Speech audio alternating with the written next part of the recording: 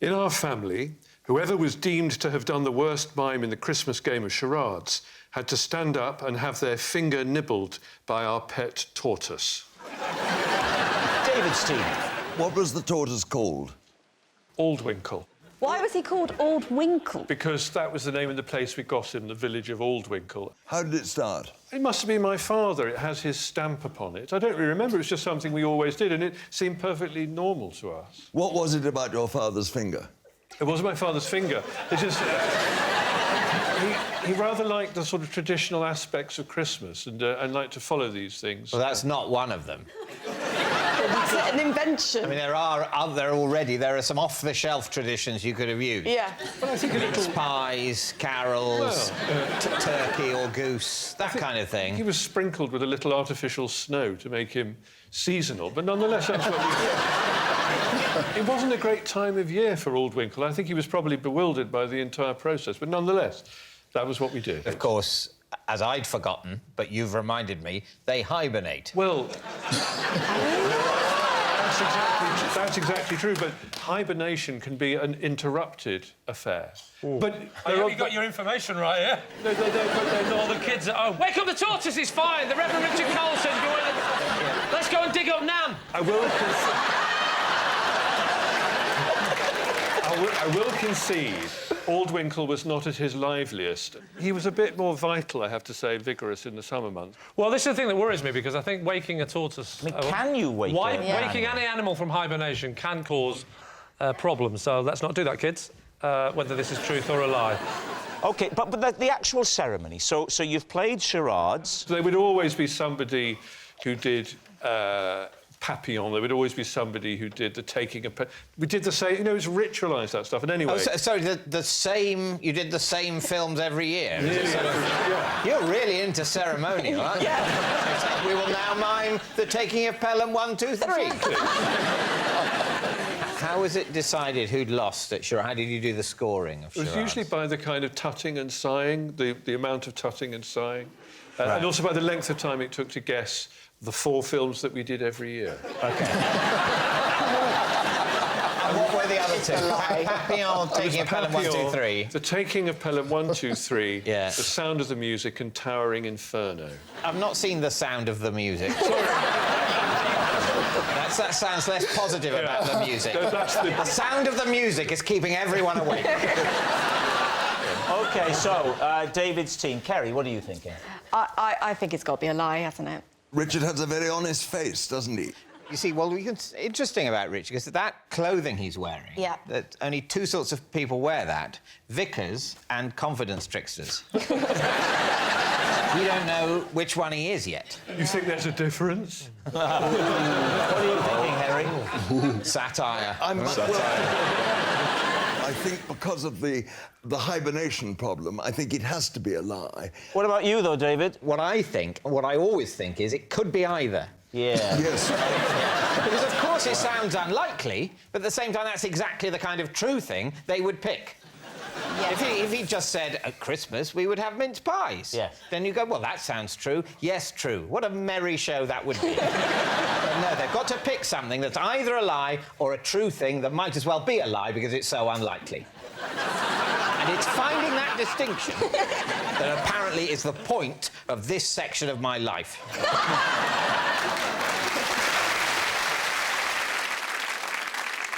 Lie. We'll say lie. Saying lie. Richard, truth or lie? It's a lie. Yes, it's a lie. Richard didn't have his finger bitten by a tortoise if he lost at charades. Having recently got into Eastern cuisine, this Christmas sees the launch of my new cookbook.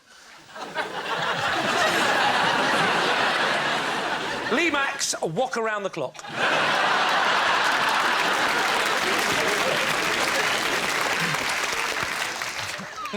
David. Give us some of the recipes from Walk Around the Clock. Shall I give you my favourite ones? Give just your favourite 6 or 7. OK. Yeah, well, I like quite simplistic. Because believe it or not, I thought simplistic. So, raw pork. So, sweet and sour pork balls is one of my specialities. How would you cook your sweet and sour pork balls? Well, I'll tell you exactly how I would cook my sweet and sour pork balls. For £9.99, you can find out. Did you go to the publishers with this idea? I went to Penguin because they're the only book publishers I've heard of. How keen were they? Because I have to say, if I was a publisher and you came to me, Yeah. I wouldn't be interested. Well, ironically, Penguin didn't pick it up straight away. Yeah. Did you work in conjunction with a proper chef? Of course, I was helped a little bit. Who? By whom? It's a friend of mine, works at the Chinese restaurant. What's the name of this person? You wouldn't know him. Well, give it a try. Steve. Steve Jenkins. I've been going into the Chinese restaurant a lot recently. And I've been really sort of learning about it and savouring the dishes. And I keep saying, Steve, this is fantastic. What is this? And then he says something in Chinese, which I don't understand. And then I said... Steve Jenkins is Chinese. He was adopted when he was a kid. Taken to China. But he was an English baby, yeah. This is a true story. They took Steve Jenkins. They adopted him. Even though he was a baby, he was known as Steve. Obviously not. Then he was called Baby Steve. So this Chinese couple adopt baby Steve. Stephen. He's got his full name. He's called Steve Jenkins. They don't change his name. But they couldn't change his name, could they? They continue to call him Steve Jenkins. Well, he was clearly an English baby. They knew he was going to grow up looking Western. Was he the only Steve Jenkins in his school? I think we should concentrate more on my ability to cook and less on my ability to understand the basic systems of adopting children and taking them to China. What was the hardest recipe to perfect? The hardest one was to perfect was definitely the beef in oyster sauce with chilli. How would you go about cooking that? Well, first of all, I will get my wok. Yes? Very bold of you. Yeah, so I get my wok down from my wok shelf. Yeah. Put it down. Oh, wok shelf? Wok shelf, yes. How many woks do you own? About 7. 7 woks? You don't... How many woks have you got? 1. Well, that's why you haven't got a book out at Christmas, mate. Yeah. So I light the burner, like that. That's the noise. Heat the oil, put the oil down. Peanut oil, actually. Don't use olive oil, peanut oil. So put the peanut oil Sounds round. delicious. The trick with the wok is not to put the oil at the bottom of the pan. It's to dribble it round the edge. You know the way same way you do a toilet duck? Yeah. All the way around the edge and watch it slightly go down. And the publisher said, probably don't use that analogy. So put it around the edge.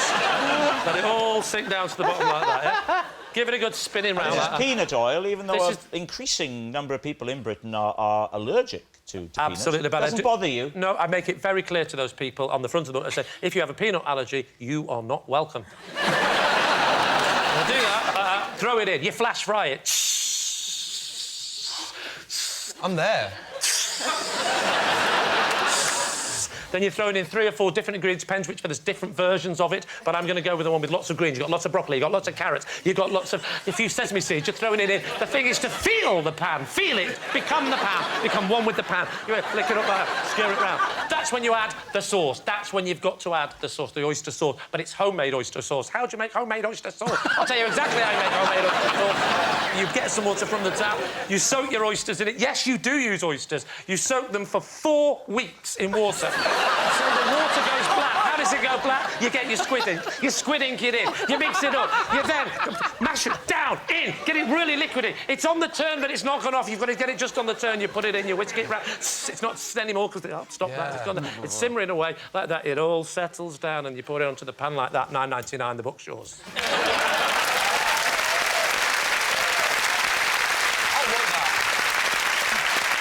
David, what are you thinking? It was very entertaining, but was it? Well, I say very. Was it true? No, it wasn't true.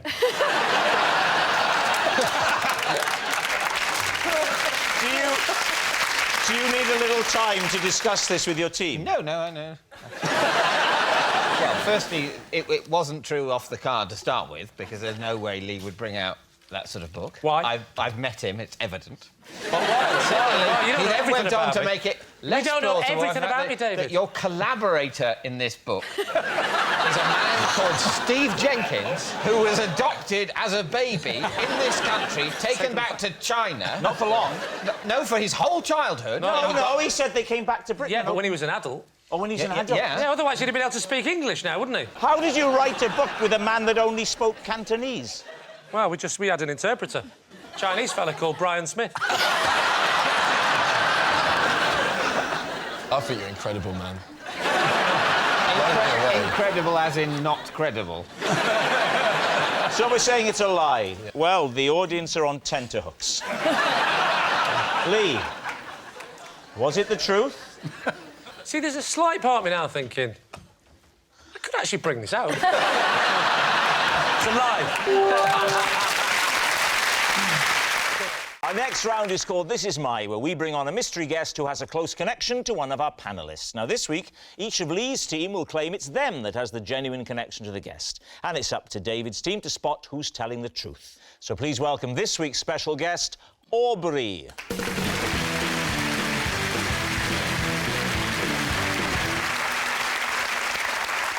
So, Steve, what is Aubrey to you? This is Aubrey. When he goes on holiday, I look after his pet snail. Sarah, how do you know Aubrey? This is Aubrey. He once followed me home for 10 miles just to return my jar of mango chutney. Right. And finally, Lee. This is Aubrey. We were once threatened with eviction after we stole and fried our housemate's socks. David, where do you want to start? Steve, this snail, describe it. It's got a shell and an undercarriage. Undercarriage. OK. Welcome to Steve Davis Natural History. It's back to you in the studio. It's a common garden snail, nothing Right. special, and Aubrey asked me to look after it. Where does he keep it? Basically in an aquarium, the same as you would keep any type of snake or lizard. So he keeps a common, normal, regular snail. Totally regular snail. The sort of thing one might find, you know, dozens of just in the garden. He keeps one of in a tank. Yes. Does the snail have a name? This one's called Judd. And what do you feed him? Lettuce or occasionally dandelion leaves. Right. As a treat. Or you should give him Frenchman as a revenge.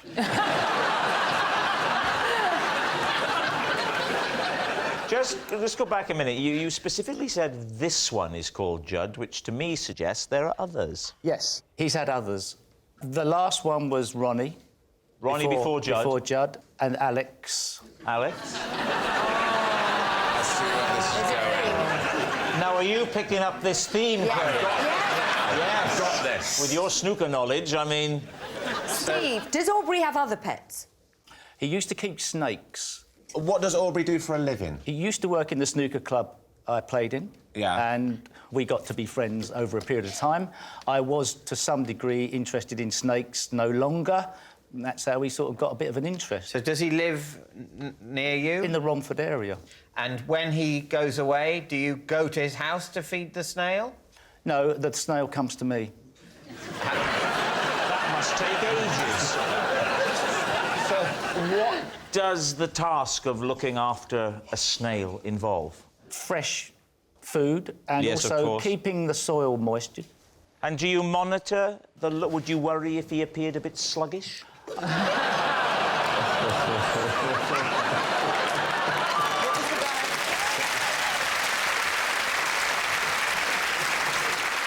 last, the art form has reached its peak. Right, who would you like to quiz next? Sarah, tell us the story about the chutney following. I was in a supermarket and I did all my shopping, and then when I packed it up, I didn't realise that I'd left some chutney. You'd packed up all the shopping apart from a jar of chutney. Yeah. Mango, did you say? Mango. Delish. Continue. So nice. So then I went back to my car, I got in my car, I drove away. I didn't know I'd forgotten anything. And when I turned off the dual carriageway, a car was flashing me, and I thought I'd done something wrong. And it was this man called Aubrey, and he came out of his car and had my chutney. Is this quite a special supermarket that you had to go all the way 10 miles to get this chutney? Oh, it's called Lidl, and it is worth worth the drive, my friend. It's worth that 10 mile trip. I wasn't at my house. Right. So I wasn't in London, where I live now. I was at a writer's retreat in the... Costa Rica. Costa Rica. A place called Sheldon in the Cotswolds. So you're sitting at the wheel, he comes alongside, Yep. and you see him holding the chutney. Yep. What do you do?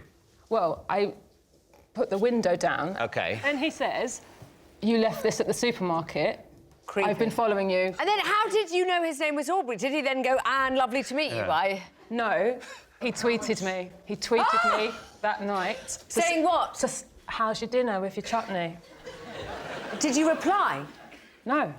So, So hang on. this is the first time you've seen your stalker since... It's a year and a half ago. He's Hardly never a got in contact stalker. again. He's not a stalker. She left some chutney and he brought it back to her. If For that 10 makes you a miles. stalker, For then I 10 think we're all a miles. little bit of a stalker, This is just a aren't we? jar of normal mango chutney. It's delicious, but yeah, normal. Did you definitely leave the chutney there, or did he just pick anything off a shelf and then follow you, and he's here now? Oh, yes, when you in the shopping, you found the jar of chutney.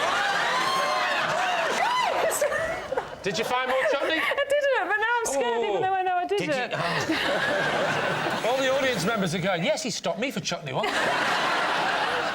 Now then, what about Lee? Lee, remind us of your story. This is Aubrey. We were once threatened with eviction after we stole and fried our housemate's socks. What was the name of the housemate?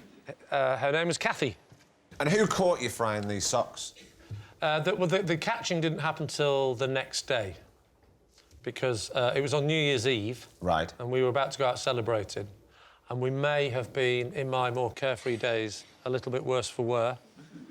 And so we decided it would be fun to fry these socks. So how did you fry them?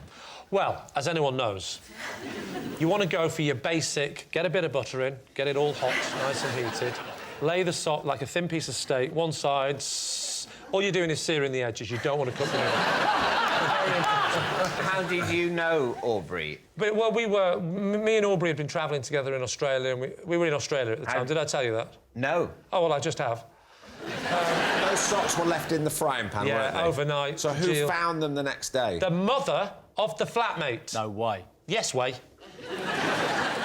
Describe the crisis of the next day. The mother's there.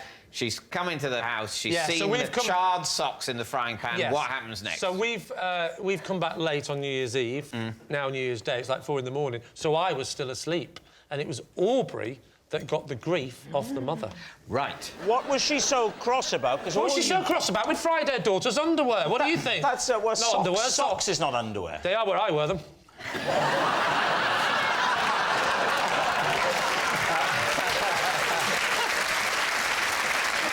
So the mother gets cross with Aubrey and says what? She went, "Good day, Kathy. How are you?" She's come in, and then she comes and she goes, Scrooge, who's done that in me daughter? Who's done that with me daughter's socks? I'm going to go crazy. Oi, you, Aubrey, get yourself down here. So Aubrey comes down, wanders down in the kitchen. She went, Scrooge, mate, who would fry a girl's socks? And then he said, look, we were a bit... And she went, don't you... And she went crazy at him. She absolutely went crazy. She said, I'm going to report you to the owner of the house, she said, and I'm going to have you evicted. Were you evicted? Did you have to leave We it? weren't evicted. We were threatened with eviction. Yeah. I think the landlord did then have a word. Aubrey was very much seen as the leader of the two of us. Right. He's the kind of person... I mean, look at the different statures of the two of us. He can hold himself. Boy, can he hold himself. And...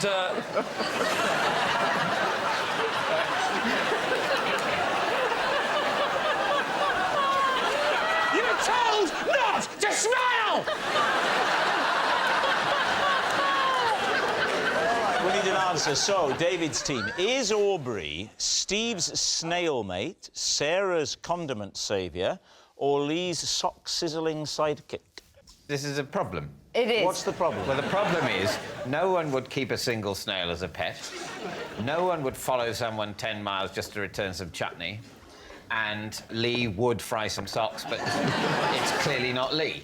So, come on, what's socks? Socks, you're saying socks. OK, Socks. In that case, Aubrey, would you please reveal your true identity? I'm Aubrey, and Lee and I fried our housemate's socks.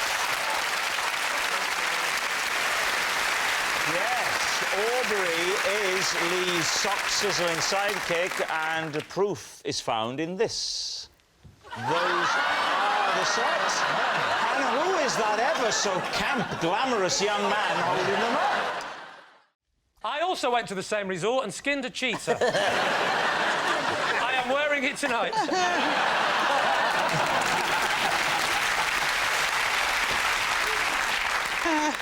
At the end of my first driving lesson, my instructor told me I'd done pretty well, but that I didn't need to make the noises of the car engine as I drove along.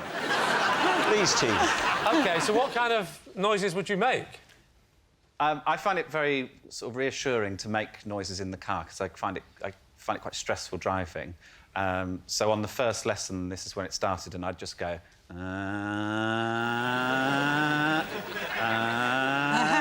could replicate that. If you change gear, you'd do what you just did there.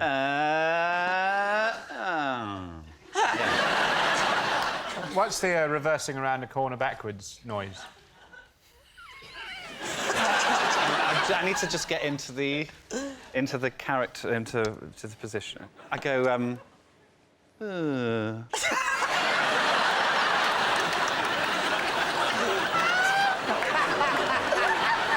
would you What's weird about that?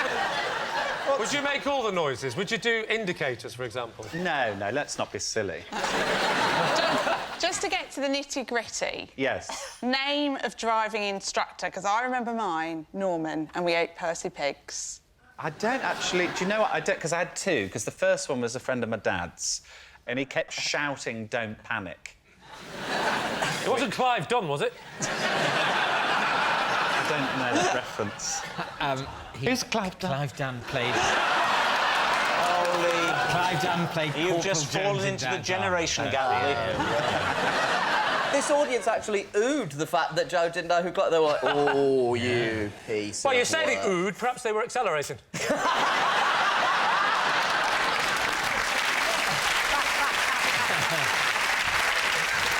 So what do you think, then, Lee? What is your team thinking about this? Nicky, what do we think, then? I reckon it might be the truth. You think it's the truth? truth? Yeah, I'd say that. Do you, Miles? I think just Joe is inherently believable, very trustworthy. OK, well, we'll say it's the truth. You're saying it's true. Joe, truth or lie? It is a lie.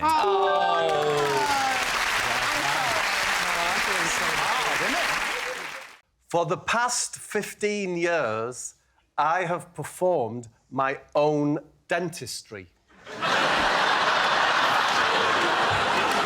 David's team. So... give us a big grin. It could be true. I know, you're implying I'm a bad dentist. No, because even very, very, very good dentists sometimes get someone else to do their teeth. And by sometimes, I, of course, mean always. How do you do that? Like, do you... What do you do? Yeah. Well, no, the key to it is I don't do extractions. I haven't had to. I haven't. Fillings? I do fillings. I do fillings, crown replacement. I repair bridges. Specifically, I don't do, so don't ask, Stacey. I don't do implants. I don't do root canal. Do you drill? I do have a drill I use, You have to do a filling, you've got to drill it out first, haven't you? Exactly, yeah. Do you use local anaesthetic? Yeah. No need. No need? No need. Why, because it's not true? The situation in my mouth is I have one very long piece of teeth, that white bit there. That's all one piece, yeah? What? One piece. Made to look like many teeth. Oh, I see. So that's false teeth. Yes. OK. Either end of this, I have two, what you call crowns, yeah? Right at the end. At the bottom, I have my own teeth here. As my dentist says, my bottom one's a poppadom colour, yeah? And my top one's are pilo rice. So who said that? My dentist. So this was some time ago? No. David, 15 years. I perform my own dentistry. Yeah. There's no exclusivity there. You still have a dentist, yes, but you just don't let him do all the stuff. Yes. Why is your mouth in such a state? Because I used to. I used to have 17 sugars in a cup of coffee or tea. 17? 17, yes. 17 in a mug? Yes. If I had 18, it's too sweet for me.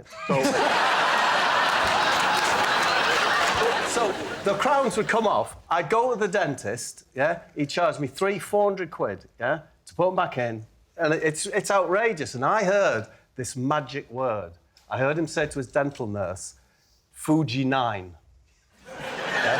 Fuji 9, and I became aware that this Fuji 9, it's actually a luting cement, which means you can use it... Are you sure he wasn't halfway through a Japanese football result? You can actually use it... Mixed 1-to-1, the liquid and the powder, it's a cement, yeah? Mixed 2-part liquid, yeah, then it becomes more malleable for fillings. I found a way via my TV work to get hold of some Fuji 9. Once you have Fuji 9, you are a dentist. So what equipment do you have then? All I have is my Fuji 9 with its little orange spoon, with a bigger end and a littler end. For the different amounts, depending on whether you want the 50-50 or the 2-to-1. That's Fuji 9. Yeah. It's all done for you. It's done for you. It's magic. It's magic. And then, it's magic. It's like the cement is softer than your teeth, yeah? So I have a leather maker's drill, yeah? Leather maker's drill? Yes, a leather maker's drill, because that has sanding fitments to grind it down. You got to check your bite after you fix the crown. If you get it a bit wonky, your bite won't be right. So you have to file the Fuji down to... Oh, that bite's nice now. That's nice. OK, but the other thing you've got to check after doing your own dentistry is your mental health. Do you not need one of those special lights? Kitchen island. I've got a kitchen island. It's nice to have a kitchen island, isn't it? Yeah. And it has a big... It's the only place with a big light over it. So I got... My son has a PlayStation seat that's very low back, like that. So PlayStation seat? Yeah, it's a gamer's seat. And I put that on the kitchen... Island. On the kitchen island. You put it on the island? Yeah. So you're up high on the island? Yes, because then that puts the lamp about there. And so you're in a PlayStation gamer's seat. Yes. Balancing on... What's the surface of the kitchen island? Do you know? I think it's Corian. It's very nice. Corian was originally what was used for autopsy surfaces. Again, so... Are you doing your own autopsies at home as well?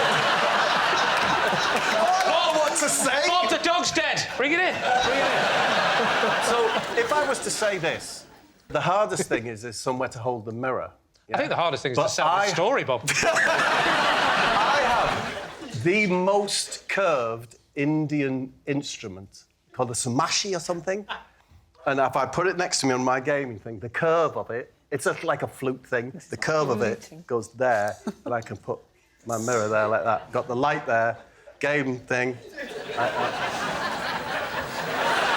Sorry, you hang the mirror on the end of a curvaceous Indian musical instrument. Yes. But this is very specific. So what's it going to be? There's a lot of detail. Yeah. If he was trying to make this story plausible, why would he say the way I set up the mirror is that I tie it to the end of an Indian musical instrument? Do you remember Bob being on this show before? Yes, and it's always true. It's true about the masks in Castle Douglas. It was true about him being able to tear an apple apart with his bare hands. It was true about the game in the gardens. Well, look, whether or not it's true, and we don't know yet, don't try it at home. I Do you ever do extractions, Bob? I've never done an extraction. Because I genuinely had an extraction yesterday, look. I see it out there. Oh, they've not used Fuji.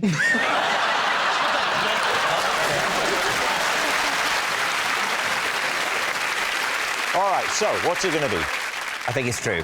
You think it's what? I think it's true. So, Bob, is it the truth or is it a lie? It is true.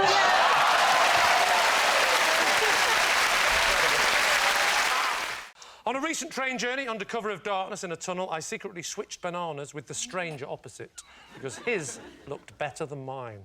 There you go. So, why was there no lighting in this train? Were you perhaps travelling in the 1870s?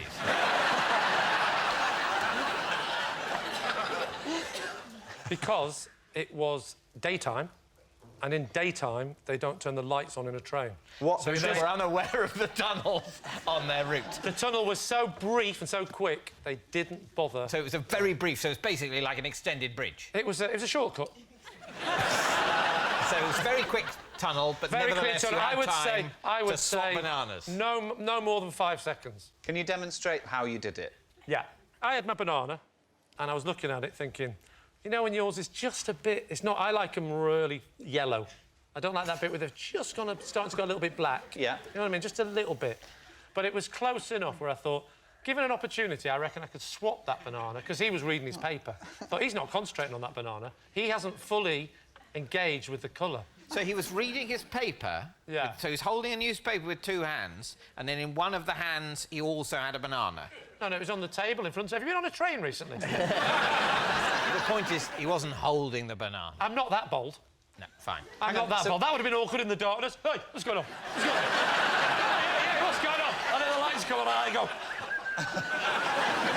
Mine was sitting on the table, his was sitting on the table. OK, and you saw the 2 bananas. Yours has gone a bit manky. His is pristine. Just fractional. Just on the turn. Just enough that I could get away with swapping it. Yeah, so it's plausible that he might think, oh, I thought this banana was fresher than this. But it was like a film. It's been 14 seconds later. Maybe it's just turned. Did you have any reading materials, or were you just sat... Don't mock me, you know I can't read. I was simply entertaining myself, as ever, with my Etch-a-Sketch. And I remember thinking...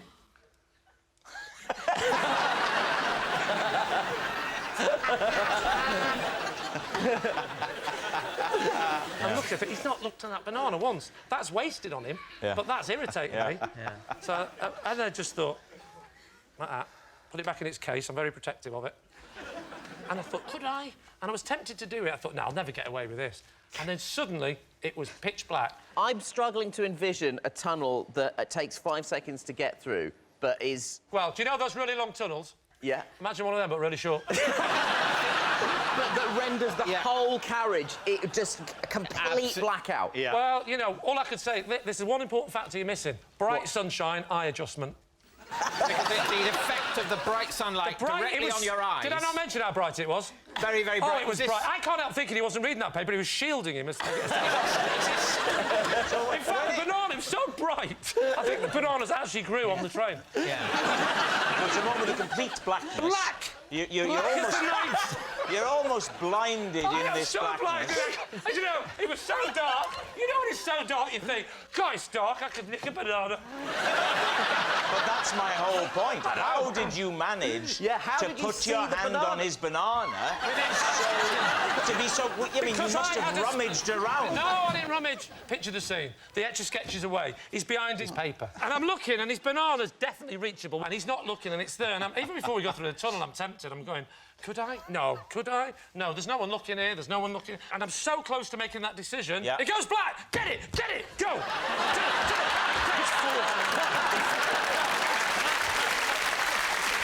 There she goes. And I'll never forget his face. I will never forget his face. He literally... It made a bit of a noise, a bit of a kerfuffle, and the lights came, and he literally went... I knew I'd got away with it. So what do you think, David? What do you think? Absolute nonsense. All right. What do you Just think? listen. Give me another go. It was a pomegranate on a rickshaw. I mean, it's a very, very rich, complete picture that Lee has painted. Yes. But I don't think he... I simply don't think he would Grapefruit in a steal brothel? someone else's banana. I think he looks low on potassium as well. Yeah. So, for you, it is a lie. Lee, were you... This is everybody's on tenterhooks to find out. Were you telling the truth? Or was it maybe a lie? What do we think, Tim? No. This is the one where you know the answer and you say. Oh, wait, see. In that case, it's a lie. Yes. Amazingly, it's a lie. Lee didn't secretly switch bananas with a stranger on the train. My dear old thing, if fans stop me in the street when I don't want to be disturbed, I will put on my common voice and pretend I'm someone else.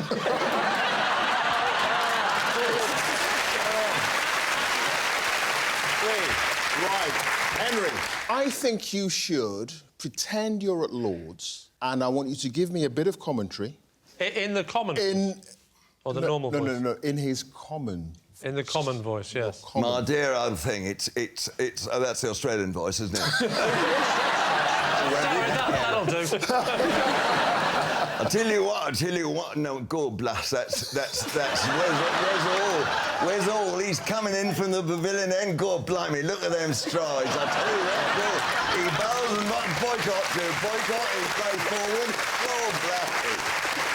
That's what I do when I go off my long run. You are changing your accent throughout this. Where did you go then? You went down to the West Country all of a sudden. You didn't tell me where I had to go, and I want to make all your audience feel happy. Do you get all your voice training from Wurzel Gummidge?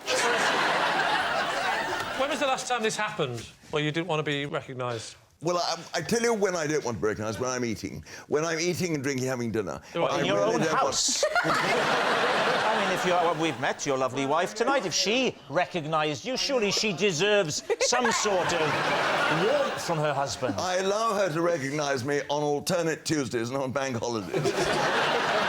So you don't... No, of course not. She's wonderful and absolutely marvellous, and I wouldn't have a word said against her, and she's the best thing that ever happened to me. What was the question?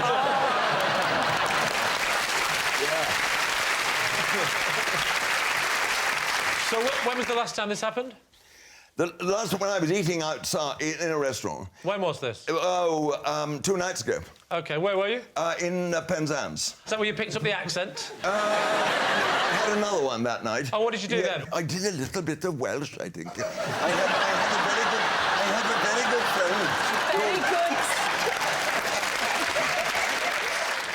Henry, imagine that you're out in a restaurant now, you're having dinner with David Mitchell, what a treat, and I've spotted you, OK, so Matt, you have your dinner, you and David, you're eating away, yes. Chatting, OK? Excuse me, I don't mean to bother you, sorry, David, I don't mean to bother you, but you're not that Henry Blofeld, the cricket commentator, are you?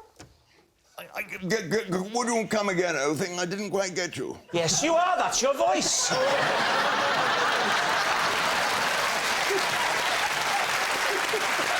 It's lovely to meet you. How are you? I can't believe it. Oh, it's wonderful. God bless. David Mitchell. I love the Peep Show. I really do. Not the later series, it dropped off a bit, but the early stuff, wonderful. Can I have a selfie, you don't mind, dear? Darling, of course. Lovely to meet you. A friend told me you always put on a different voice, but apparently you don't. Very nice. Lovely to meet you. So, what are you thinking, Lee's team? Clive, does this strike you as true? I don't think it's true, because it was the flip-flopping between the accents that I thought was a little bit suspect. Richard, what about you? Well, in a very real sense, what is truth? Well.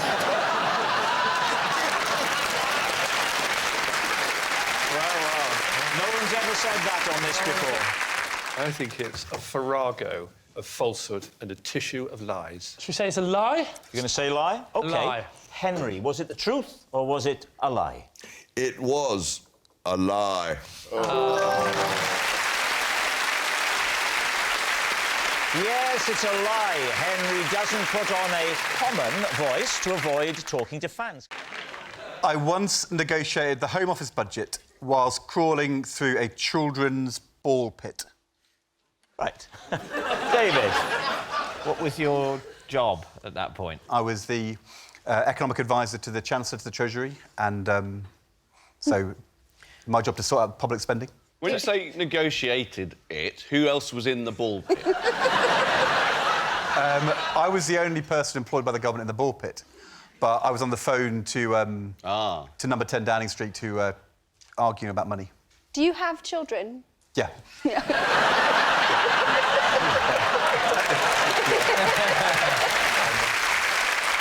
Why had you gone into the ball pit? Was it for a private sort of ball area to discuss the Home Office budget, or were the children you were responsible for getting in trouble with the ball? There was a younger one which was in quite a lot of trouble. So you'd gone into the ball pit to extricate some ball-based crisis? On the phone. So the call started before you went into the I'm ball just pit. sitting there having a coffee. Yep. So what was the crisis? Phone rings.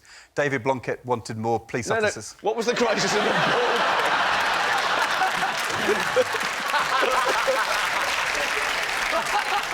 What was the political crisis? What was the problem in the ball pit that made you go in? Yeah. There was screaming and cries for help. It was a blockage. And there are tunnels and things, are there? Tunnels and slides, and right. the way it works is you have ball pit, tunnels, kind of ladders. This all is sorts Tommy of stuff, Cooper and then- impression. Ball pit, ball pit, ball pit. Tunnels, tunnels, tunnels. Tunnels, ball pit, tunnels.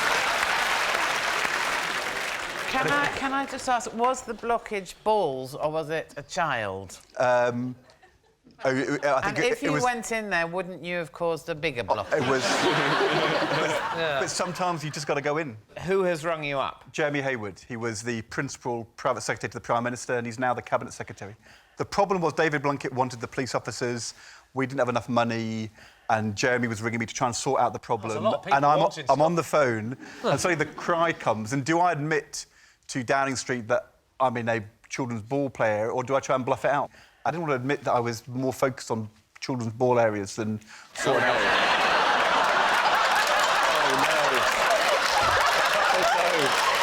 You're right about that, Ed.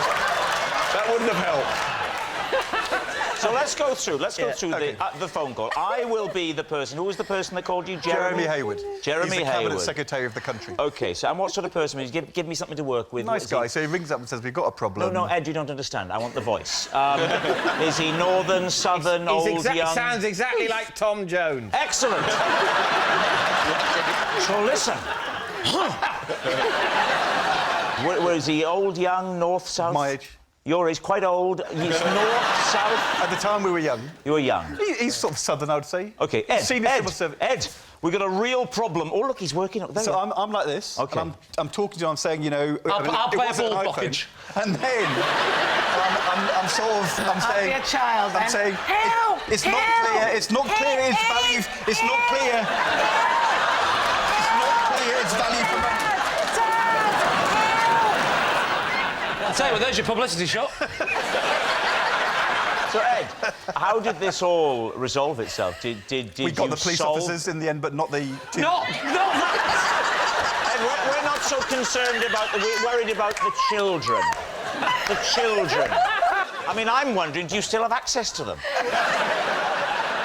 Basically, I grabbed the legs and I pulled. Yeah? Pulled him out. Out he came. And was it your child? What do you think? This is entirely possible. It is? Yeah. I think it's true. The only thing that makes me doubt it, really, is the coincidence of the balls at the location and the balls in Ed's surname. That's why you doubt it? That's why I doubt Really? it. Yes, because that's what makes it something that someone would have invented and written on a card to be read out for a television programme. What do you think, Kimberly? Does it sound truthful to you? There's a big part of me that does think it's true. Yes. Because I think that Ed Balls, every time he talks about things, the job comes first. Oh, always. So I could see him kind of going through the ball pit, making sure that this sort of came first, but still making sure, because he's a lovely guy, making sure the kids are okay. He's a great guy. You're the captain, but if your only quibble is the pun of balls and balls, then I think we should ignore that and move forward. I think it may be too late to ignore it. You both think it's true.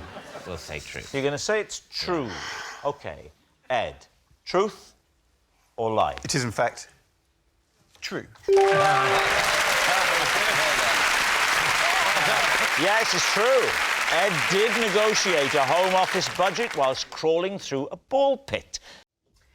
Whilst trying to take a picture on a ramble, a big horse bent my selfie stick. And was it just you on your own? No. Please tell me it wasn't just you on your own. No. In a field with a horse taking a picture on a selfie stick. Come on, make an effort. Look as if you're enjoying it. No. There were 3 other people there. Was it for all 4 of you to be in the photograph with the horse? No, we weren't trying to get the horse in the picture. Oh, the horse wasn't part of the picture? No, we'd asked the horse to take the picture.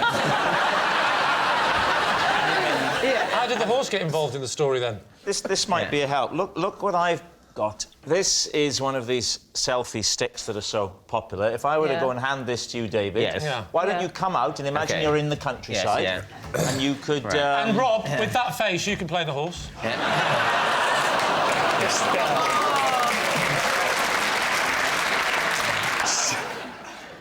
It's not just the face that resembles... My apologies. I don't really want to touch it now. All right, here we go. So I'm a horse. Here I am. There we are, taking the...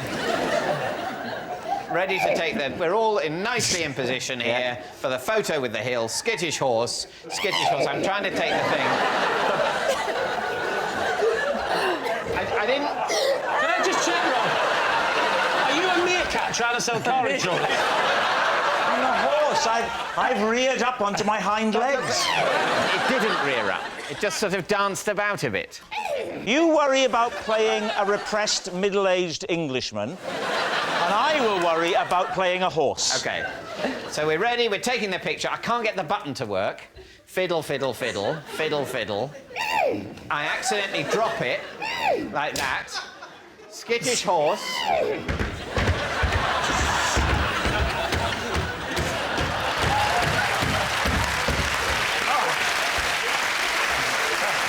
Canter off.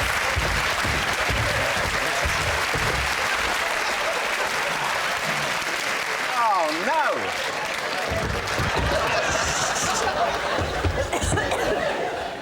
Oh, I can't hold it. I got hooves.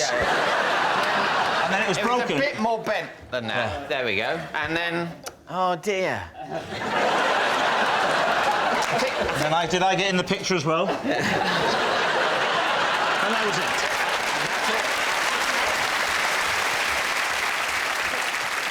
What do we think? I mean... It really reminded me why I don't go to the theatre. It's a very, very poor art form. It is, isn't it? Yes. It's reminding a lot of other people why they don't watch much television.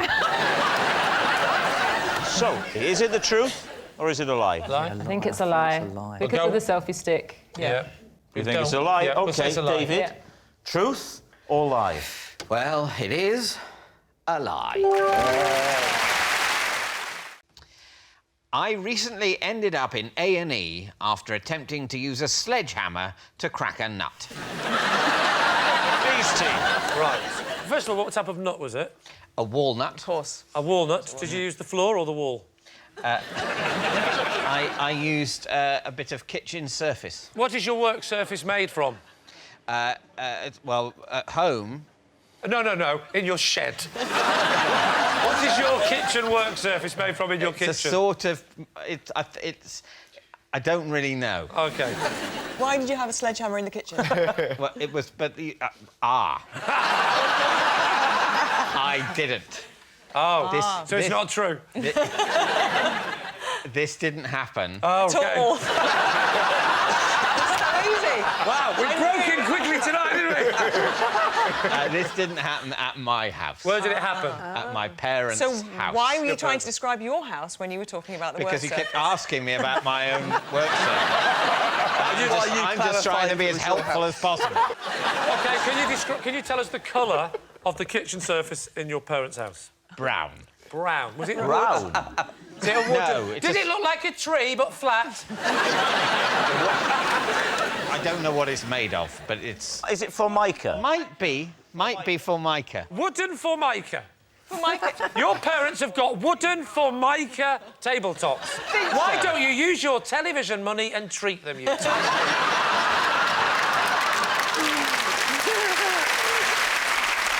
So there's a walnut in your parents' house. Yeah, there you, is. for whatever reason, maybe hunger, want to open it. Yeah. There's a sledgehammer. Why is the sledgehammer in your mum and dad, apart from the fact that you knew you were coming round? I had to go and find the sledgehammer. Where was it It was in in the the garage. Right. That we couldn't find any nutcrackers. Well, your parents... your parents were witnessing this? Yes, I wasn't on my own in my parents' house, smashing away at my hand like a maniac. It seems to me that on the evolutionary scale between nutcracker and sledgehammer, there are some other things you might find lying about the house. I wouldn't... Well, and 3 shattered iPads later, I found the sledgehammer. Who was there, by the way, in this? Who was witnessing this? There were... my parents were there, my brother, his wife, my wife. Peter Gabriel. David's not going to get that joke. Do you want me to explain it? Are you all right with that, David? Sledgehammer. Oh, sledgehammer. Oh, yeah. Sorry, I'll rephrase that. Rob and David aren't going to get this joke. I have no idea, but there wasn't anyone called Peter Gabriel. OK, now, we know that this story ends with you in accident and emergency. Yes. How did that happen? Well, I'd cracked a few nuts with this sledgehammer, and then maybe I got a bit cocky. Oh. And I, you know, and I left my thumb in the way. Oh, no. And it was carnage. Sorry, there's a really... The thumb. Can we have a look? All right. No. When was this before we looked? This Christmas, just gone? It was this Christmas, yes. So they should look pretty bad, this, though. Well, shouldn't they? It was, well, what happened? Was it... You'll find there's absolutely no visible scarring. And neither is there on that one. What a credit to our National Health Service, ladies and gentlemen. Everyone was absolutely marvellous. It's weird. One might almost say miraculous. Did they say any bones were broken in your thumb? They X-rayed it, and fortunately not. They said, in a few months, you won't be able to tell this has happened. Of course. In essence. Hey, Dave, they were right. No. They were spot on. All right, what are you thinking, Lee? Has this been the truth, has he made it up? There's bits of it. Well, the bits that are true are that he's got thumbs. I believed everything until we looked at his thumbs. There's nothing And then I was like, that man not only has not hit himself in the thumb with a sledgehammer, but I don't think he's picked up anything in weeks. You think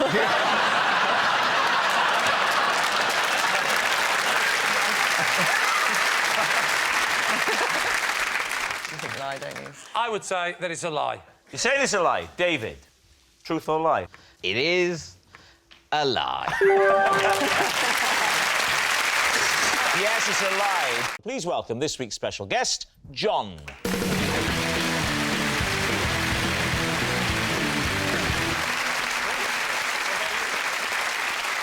So, Susie, what is John to you?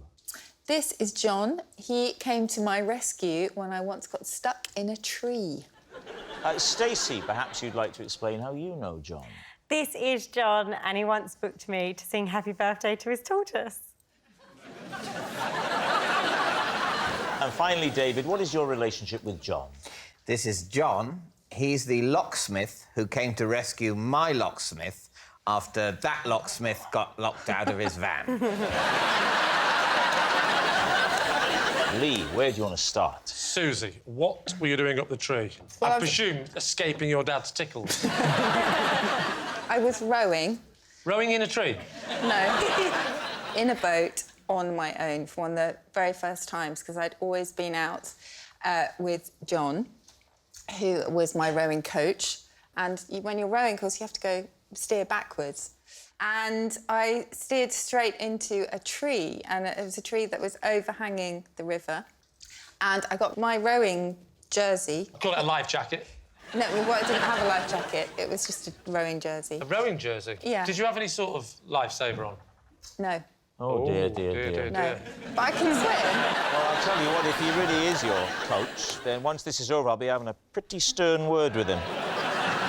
What, so a little bit of branch snagged your top? Yeah, but then it just dragged me into this labyrinth of branches. Oh, so now you're lost in the branches. So what happened? John saw me, and then John is a very tough coach. Quite quiet, it's isn't he? tough love, and he's quite quiet. This is quite this.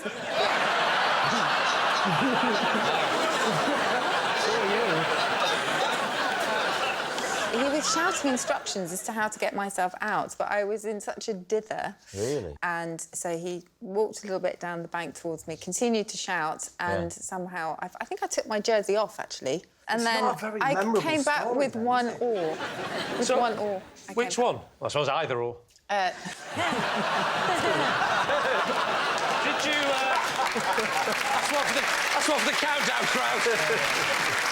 Susie, how fast were you going down this river? Because... Really not very fast at all. But I just didn't steer properly, and I still have a little scar under my eye. So you cut yourself there under the eye? Yeah. Wow. Did you have to go and get any surgery? Did you go around to Bob's for his...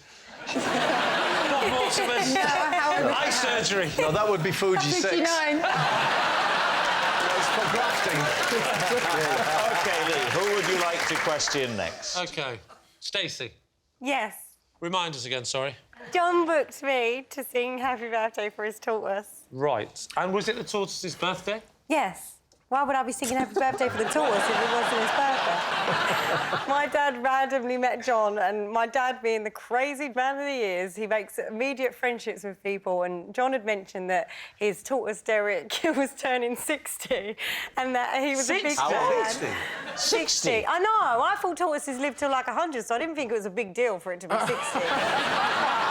But he said that the tortoise was a big fan of mine and that he really wanted me to sing it. And my dad was like, you've got to start giving back to the community and doing nice things. So... Were you booked professionally? Were you paid? I was paid. You were? That's your dad's really version of giving back to the community. Is this before X Factor or after? It was only about a year ago. What was the party like? What was it? You arrived at the house, what happened? I arrived there about 3:30 and Derek was potting around in the garden, happy as can be. And yeah, there must have been about 10 other people. He's not a popular tortoise. They were John's friend. But... John's got friends. Yeah.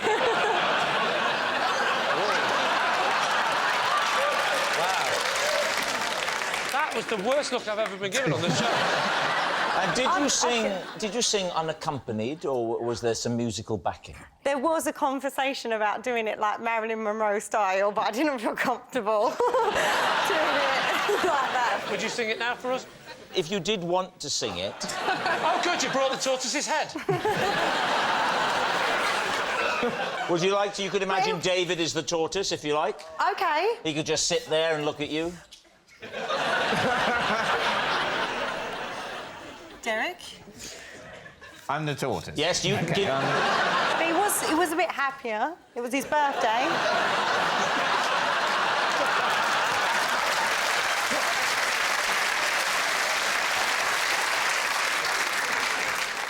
It's me. Did you just say, it's me? It's me. Do you think he recognised you, the tortoise? It's my biggest It's me from fan. X Factor.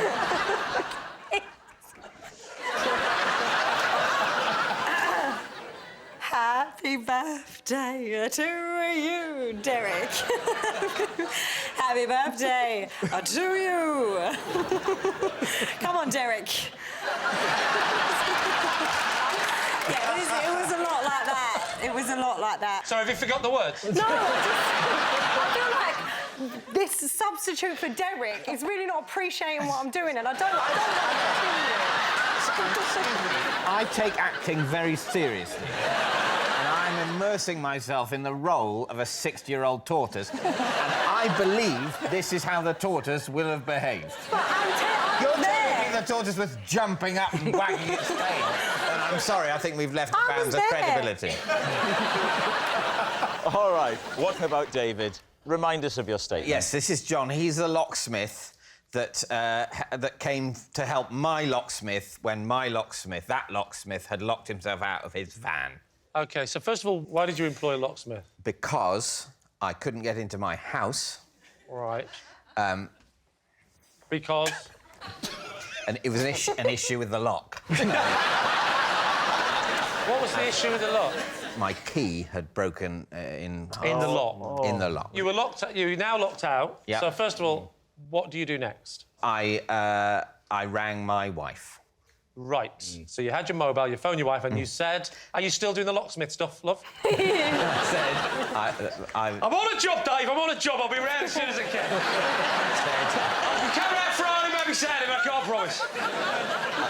I said, the key has snapped off in the lock. I believe, darling, that you have the number of a locksmith in the area, don't you? So you call your wife, she gives you the number, you phone a locksmith. So who was this first locksmith? What was his name? Andrew.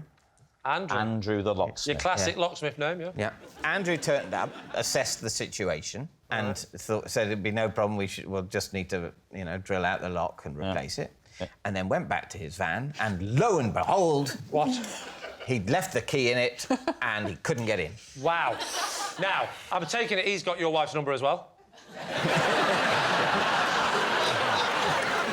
Right. So when Andrew came, how did he know that that little bit of key had broken off in the lock? Did you tell him? Well, yes. Yeah. Did he I do thought it? I'd give him a clue. No. So, I tell you what, I'll let you work this out for yourself. I'm not going to show the broken-off end of key. You try and get in. How did he examine Now you try and get in your own van. The whole thing to make Andrew seem like a failure. What are you? You can gain admittance nowhere. Who'd you phone next? What happens next? I didn't phone. Did Andrew phoned. You almost looked at him then, didn't you? I did look at him. But he didn't phone him. No, he's the phonee, not the phoner. I mean, he's literally the phonee. Yeah. If you're saying you know him. So, another one for the countdown audience. Andrew, not John, called his own company. OK. Yeah.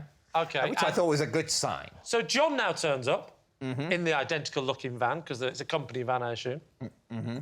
He said, like I was trying to trick you there. Were you not? No, I was just you should try that. So he turns up in a completely different van, right? Yes, we couldn't turn up in the same van.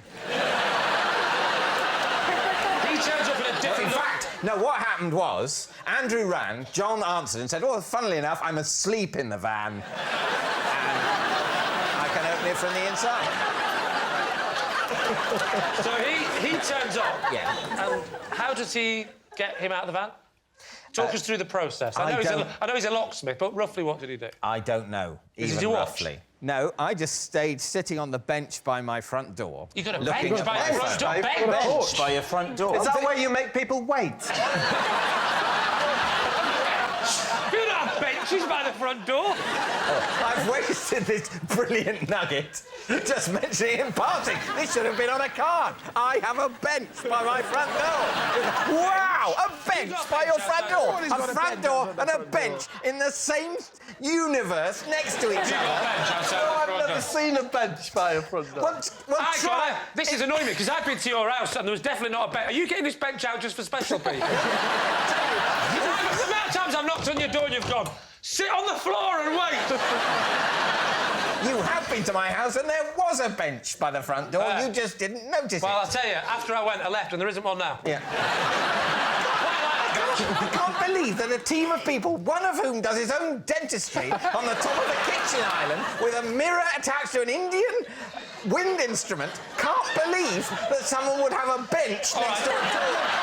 Can't believe it. All right, well, we need an answer. So, Lee's team, is John Susie's helpful hero, Stacey's party planner, or David's lock legend? What are you thinking, Bob? Who do you think it is? Well, I'm thinking, is that man a tortoise owner? And I've said to myself, is he a locksmith? And I don't see it. That man's been in cold rivers. Look at him. OK, we're going to have to go with Susie, aren't we? Because I can't see it being the other two. So it has to be Susie. You're going to say Susie? Yes. OK. Yes. Yeah, for me, yeah. John, would you please reveal your true identity? I'm John, and I rescued Susie when she got caught in a tree. In a quest to improve my jawline, I once bought myself a chin gym. Please, team. Right. I think that's true.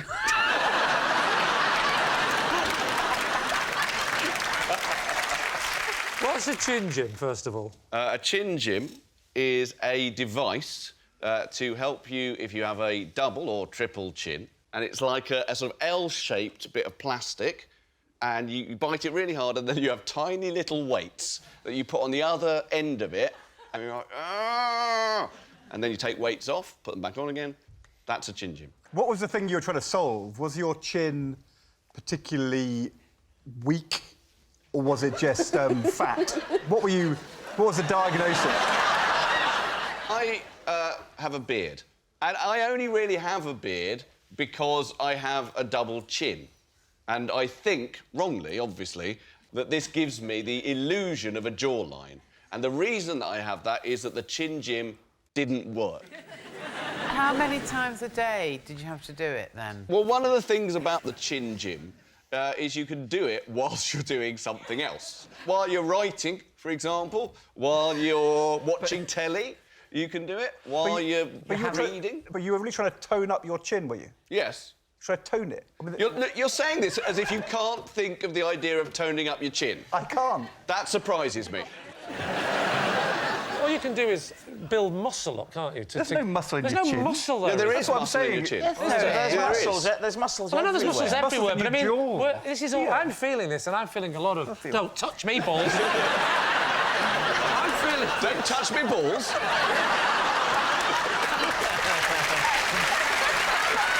Can I ask you, how long did you stick with it as a method? How long did you? Well, it was go in with my house for about 7 years, but I used it perhaps twice. Twice?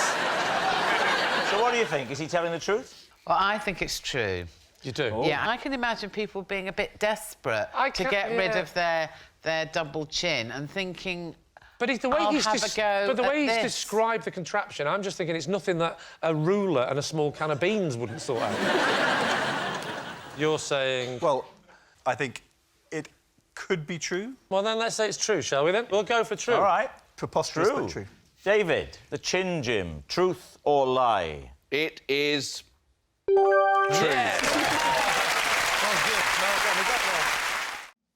Right, after a flu virus swept through my class, I starred in a primary school production of Snow White and the Two Dwarfs. I'm presuming one of them was Sneezy. What did you play? I played Snow White. Ah. Yes. And which of the two dwarfs appeared? Happy and Grumpy. And which of the 5 didn't? Sleepy. Yes. Snoozy. Snoozy, oh, yeah. Sleepy, snoozy, can't wake uppy. Davy, Beaky, Mick and Titch. Who can remember the 7 dwarfs? There's Happy, There's Happy, Doc, Grumpy, Sleepy, Gary, Robbie and Mark. Did no one suggest cancelling? No, because originally, the thing is, I was one of the dwarfs. I was Oh, you got promoted? Yeah, so I was adamant. I was like, come on, this is my chance. And I had one show. How much notice did they give you? They gave me 1 day. 1 day, and you learnt all the lines in a day? I knew the lines. She was sneezing in rehearsal. She could have been feeling grumpy, that would have been worse. So what do you think? Is she telling the truth? I'm loving this. I'm loving this show. I desperately want to see it. But I'm allowing that to cloud my judgment because I think it's not true. Clive, what do you think? It doesn't sound plausible to me at all. No? Lie? Lie. Lie. Tim says lie. It's a lie. It's a OK, lie. Kerry, were you telling the truth? Or was it all a lie? My life is a house of lies. Wow. Yes, it's a lie. Kerry didn't star in a school production of Snow White and the Two Dwarfs. OK. At school, I used to regularly pay my friend to clean my rubbers. You used to pay your friends to clean your rubbers? It was just one friend. How dirty can a rubber get? Nobody cleans a rubber. Oh, they get dirty, my friend. Do they? Oh, yes. What, full of what? Just lead, mainly? Full of, yeah, lead. Don't you rub a dirty rubber against a clean piece of paper and it sort of cleans itself? No, what you're describing is the action of cleaning a rubber. Yeah. That is how you clean a rubber. See, but you weren't That's even not the willing to do same as that. it cleans itself. That's like saying, why do you need to clean a car? You just wipe it all over and it cleans itself. 10 years. What is your... 10 years of this kind of bullying. What was your friend's name? Ediz. What? Ediz? What? Ediz, it's a Turkish name. How old were you? Like it's primary school, so probably like 10. So 10 years old. And why couldn't you have just done that action of just rubbing it against a blank piece of paper to just... Well, he did it as like a service to everyone. How much did you pay him? Like £1 a rubber. A pound a rub? Yeah. Why couldn't you have done it yourself? I'm confused. Because it used to have like a nice smell when you had it back. Are you sure it wasn't Ediz? Where was this magical smell coming from? Well, that's the thing. We didn't know until we got older. Did you never... See, if I was giving a man a rubber and he went away and he came back and I went, that smells differently, I would say, why does it smell differently? I would just leave it at that and go, that's different. Yeah, here's a pound. He just said he found out years later. He was using, like, car air freshener to spray it. Oh, it was a great service, so you were cool if you had a fresh rubber.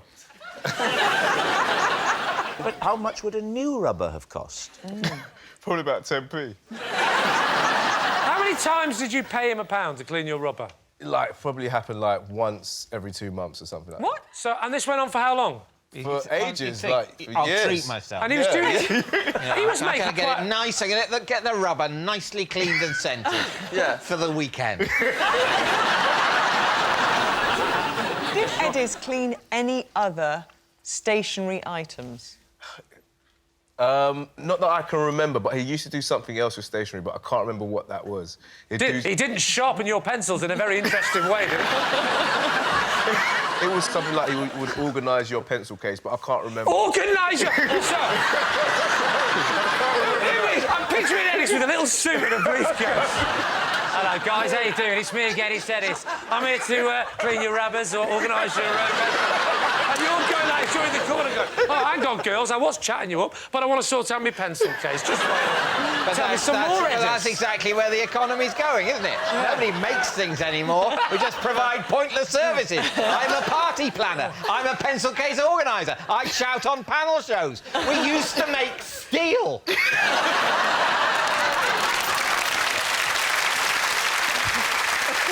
What's it going to be?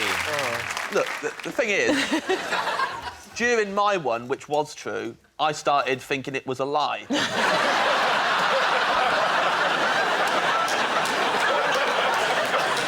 So I haven't got a clue anymore. I actually kind of think it sounds true, but then for that reason, I want to say it's a lie. You've been a big help, thank you.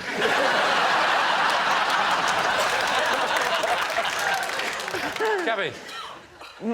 My gut's saying true. What's your gut saying? Go on, let's go true. You're going to say true? Melvin? It is. Was it true or was it a lie? It is true.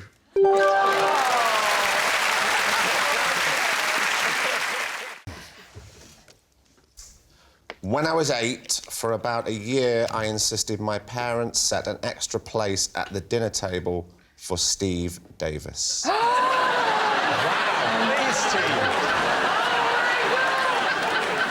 How old are you? How old do you think I am? It's not about that. I reckon you are, to put it in Steve's language, Casting age. 3 reds and 4 black.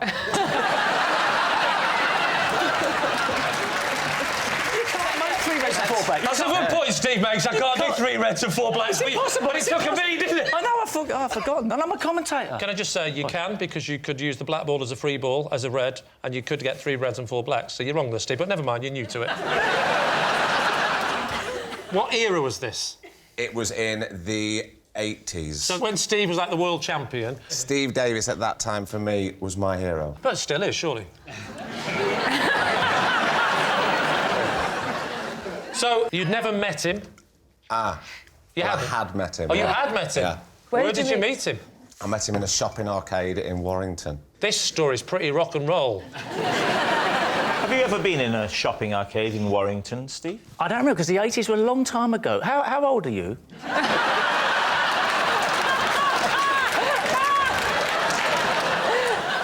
What was Steve doing in the shopping arcade? Signing things for Yeah, people. I did sign And did you things. take something to sign? No, because it was a spur-of-the-moment thing. I didn't even know who was going to be there. Oh, it's a And so, but you met him? coincidence. Yeah. How did that conversation go? I can't remember. He shook my hand and he signed a little piece of paper for me. And he said, keep up, because I said I really wanted to try and play snooker. Oh. He said, you've got to keep practising and practising. Used to say that. I used to say that. Did you used to say that? that? Yeah, a lot of times, yeah. No, I think because he was so encouraging then, it really spurred me on, even though I wasn't even tall enough to start playing snooker, because it was really hypnotising when me and my dad used to watch it on the telly.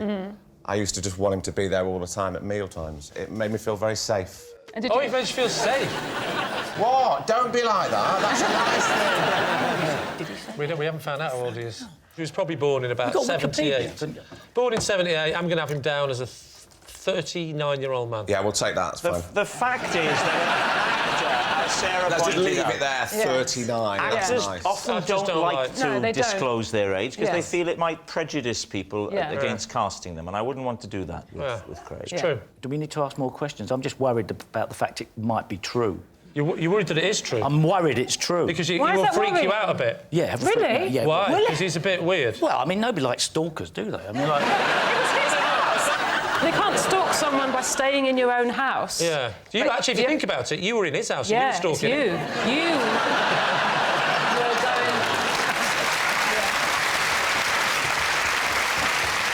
So, look, you're obviously a big Steve Davis fan. How many times had Steve won the World Snooker Championship at the age of sort of mid-80s? 3. 3. Does that add up? Yeah. What did you like about Steve Davis? Why was it... Why didn't you have an imaginary Bill Werbenick? Because I'd never seen anybody quite like Steve Davis. Now you believe it, don't you? So what's it going to be then, Lee? Do you think it's the truth? I think it's true. Are you into snooker? No. But I've had a lot of fun listening to all the colours and all the numbers. I'm really missing out. Steve, what are you thinking? Oh, I don't want to know about this now. The thing is, if I say it's true because I've been sucked in, how stupid am I? I'll be the third stupid person on this team. You think it's true, Steve? You think it's... I think it's true. I don't want it to be true. I think we're going to have to say true, then. OK, you're saying it's true. Let's find out. Craig, Steve. was it true or was it a lie? It was a lie.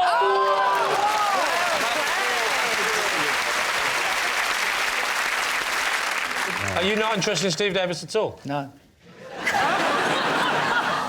I did like his character when he was spitting image. I like that. Stop digging! Stop digging! So please welcome this week's special guest, John.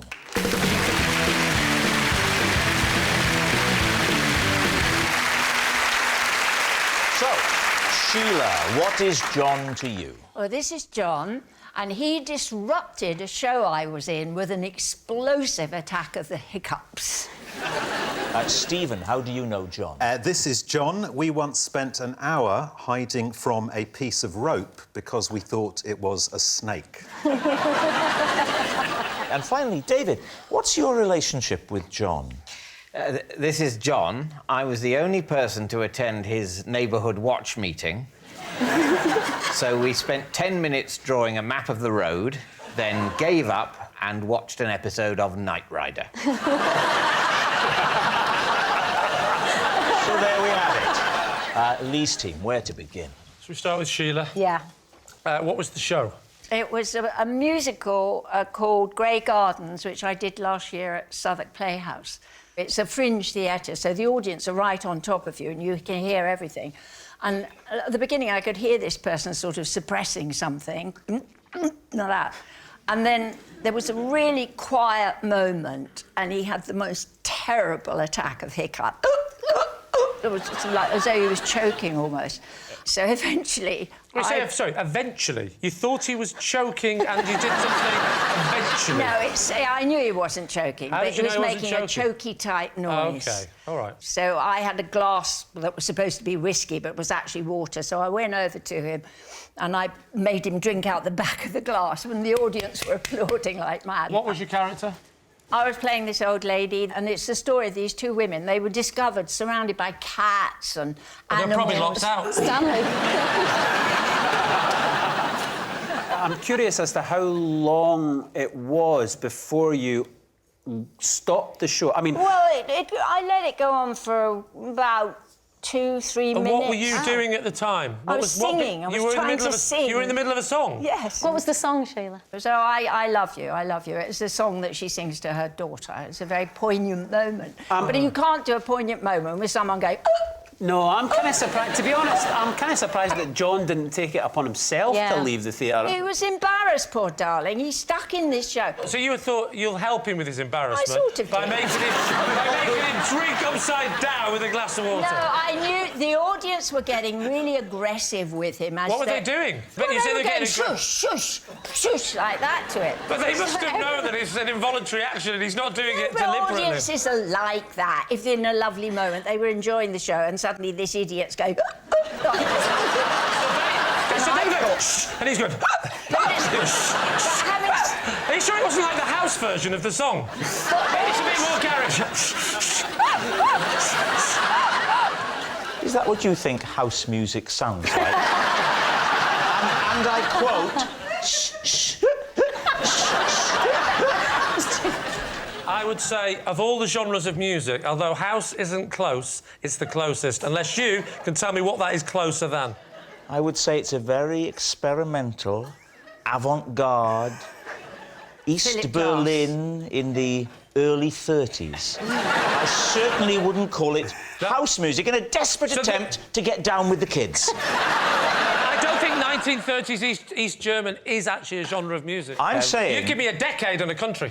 Yeah, in fact, you've also given a country that didn't exist in the decade you've given. Well spotted. Well spotted. But you noticed that Lee didn't spot it. Right. Who would you like to quiz next? We'll go with Stephen, shall we? Just remind us, Stephen, just to refresh our memories. This is John. We once spent an hour hiding from a piece of rope because we thought it was a snake. Where were you?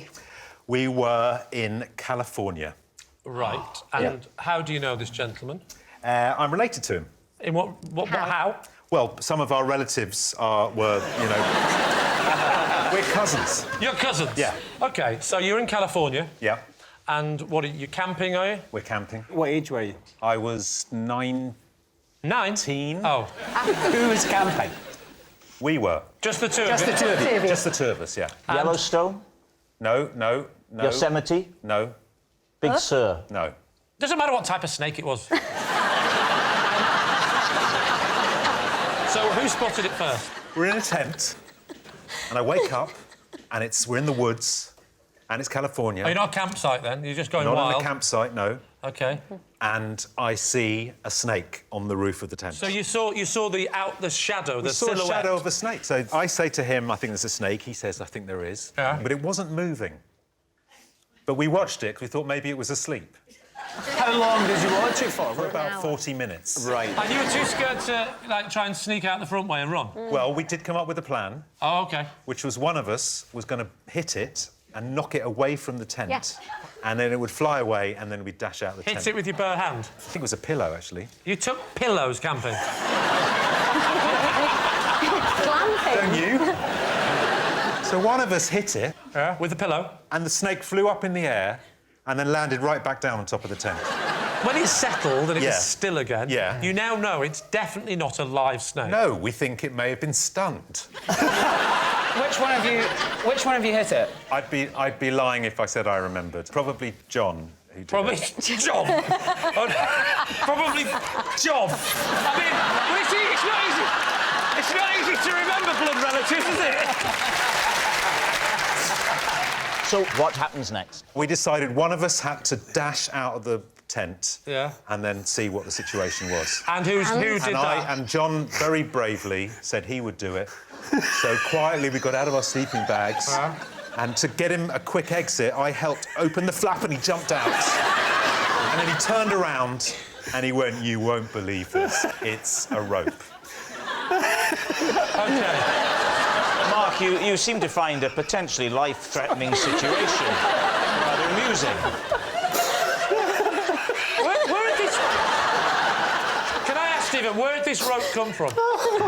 It was on the tent. It was just a rope on the tent. Ropes on tents are really thin. They're not like... Very thin They've not got snake. the girth of a snake. It wasn't a snake like that. No, it was a piece of rope like that.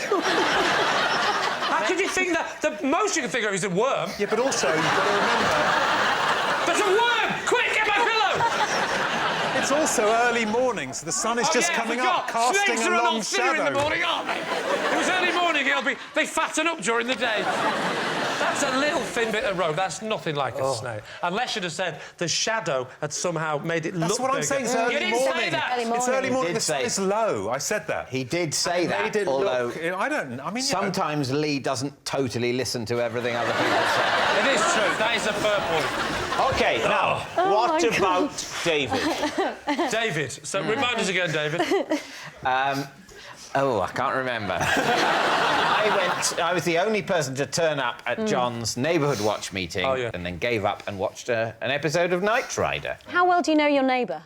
Not very well, but a bit. There'd been little... a sort of photocopied note had gone round about this meeting. A photocopied note?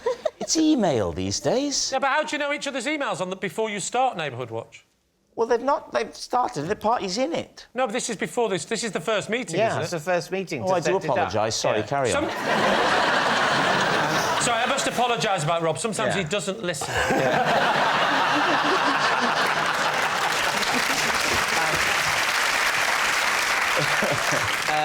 And anyway, so between me and my wife, we decided that one of us should go.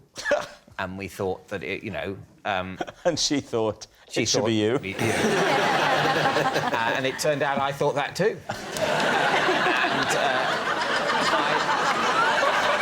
And it started off by you were drawing a map. And then, well, map of the streets. Why were you drawing a map of the streets? Just because John wanted to explain the area he thought this neighbourhood watch group should cover. How many houses away do you live from him? He's, I think, next door but 4. Next door but 4. So let's say 5 houses away. Because that's a very weird way to describe. I've never heard anyone say he lives next door but 4. It just somehow doesn't work. Next door but 1 is the limit to how much you can use. Don't just keep adding numbers on. Go for it. I'm going for it. I'm going next door but 40,000. That's where the Queen lives. Was Knight Rider on telly, or did he have it on a DVD? He had it on a DVD. So I'm a massive fan of Knight Rider. I've got all of them. Which one was this? Which what? Which episode? You know what? You understand the question. I don't remember the title of the episode. No, but what happened in the episode? I'd be interested to hear this. Michael Knight. Settle down, because this will be very interesting. He's driving along. Michael Knight, that's a good start, Michael Knight. As I remember, he's driving along and he in kit, and he's driving absolutely on the speed limit, but not above the speed limit. Even in your anecdotes, health and safety is important. It's important to the plot. He's driving it, and it says on Kit's digital dial 55 miles an hour, which is the speed limit in America. And the police pull him over. It turns out that he is driving over the speed limit, but there's something wrong with Kit. He's all askew. Hang on, I'm just trying to remember the episode of Knight Rider where the story was about the speedometer being slightly broken. That's a coincidence, because I'm trying to do the same thing. All right. Wow. We need an answer. So, Lee's team. Is John Sheila's helpless hiccuper, Stephen's cowardly companion, or David's night-riding neighbour? What do you think, Mark? It seems to me you can drive a bus through the holes in all 3 of them. I don't know. Stephen's snake.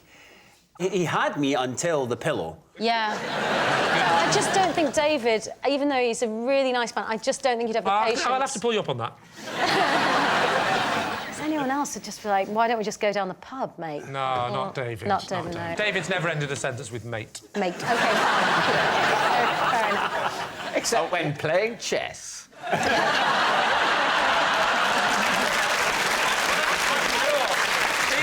for you, David, that was quite middle class. Fair enough, you've won, mate. And what about Sheila, the fringe theatre with the hiccups? If I had the hiccups for 2 or 3 minutes, I would leave. Yeah. It's very difficult in those sort of theatres to get out. Yeah. They were trapped. They were trapped. Well, but that's a fire and safety nightmare. I'm just... Right, who's it going to be? I think it's Sheila. What do you think, Mark? David. Do you think it's David? I mean, past I think it's Stephen. Lima, make a decision. Be a captain. Right, my decision is definite and it's clear, and I'm not going back on it. Anita, you are deciding. Oh, God. I originally thought Sheila, but I'm going to go with Stephen. You're going to go with Stephen? Yeah. Stephen? What are you doing, think? Mark? Stephen! Stephen. We're going to say Stephen. You're saying it's Stephen. I don't know why. John, would you please reveal your true identity? I'm John, and Stephen and I hid from a piece of road.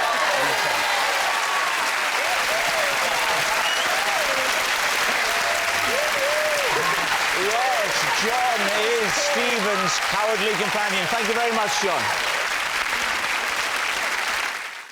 Please welcome this week's special guest, Amy.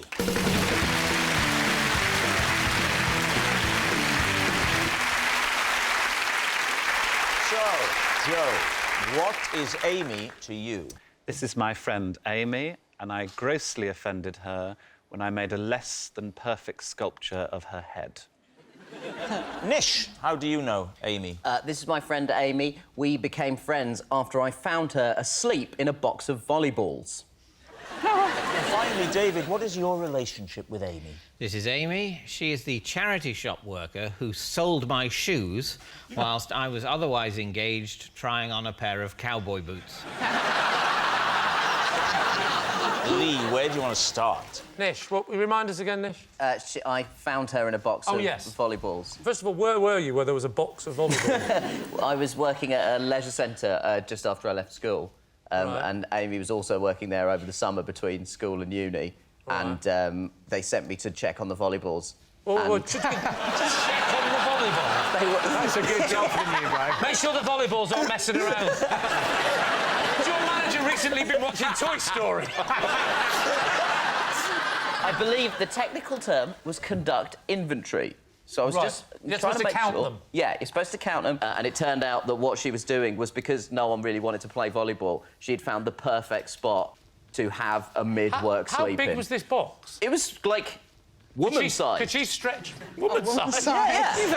You've heard of a volleyball coffin? That's how they transport volleyballs. Yeah. So you opened it up and you saw a sleeping woman amongst all these volleyballs.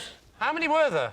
I think probably like 35. You see, you've just said to me that this box was woman-sized. Now, the largest woman I've ever seen is still smaller than 35 volleyballs. But I've used this as a chat-up line. If a woman says, oh, I feel a bit fat in this, I'll always go, don't be silly, you're less than 35 volleyballs for me. So did you wake her up? Yes. And so we became friends because then I would also often have a nap In the volleyballs? In the volleyballs. What was her job supposed... What was she supposed to be doing at the time? Perhaps she was sent to count the volleyballs earlier. Didn't become bored by the monotony of the process. The boss I keep sending people to count the volleyballs and they never come back. Working at the leisure centre, Nish, what else did your job demand of you? Basically, all-round dog's body, so I would work on the front desk sometimes. I think you said all-round ball games. So everything except rugby. Bowls, David. What? They're not totally spherical in bowls. That's Are why they not? That's why they curve. I would say, colloquially, they're still round, though. Oh, hello. It's all kicking off at Bridge Club.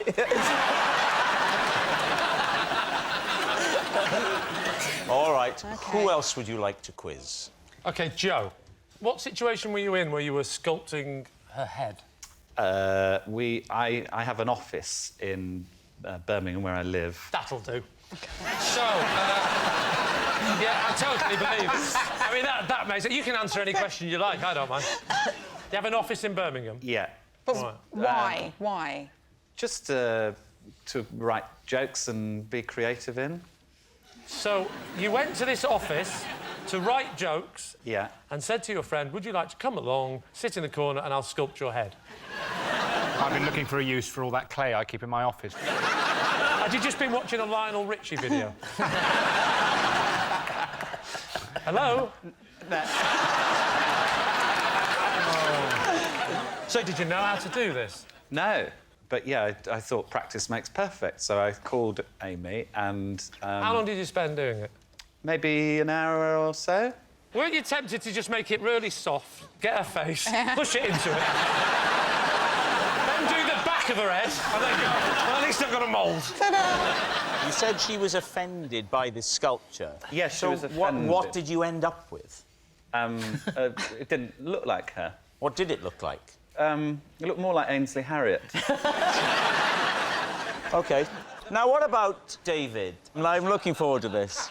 What was it you claimed, David? That Amy is the charity shop worker. That's right. Oh, yes. Who sold my shoes Yes. whilst I was otherwise engaged trying on a pair of cowboy boots. Can you talk us through the incident, please? Well, I was in the charity shop. Which charity shop?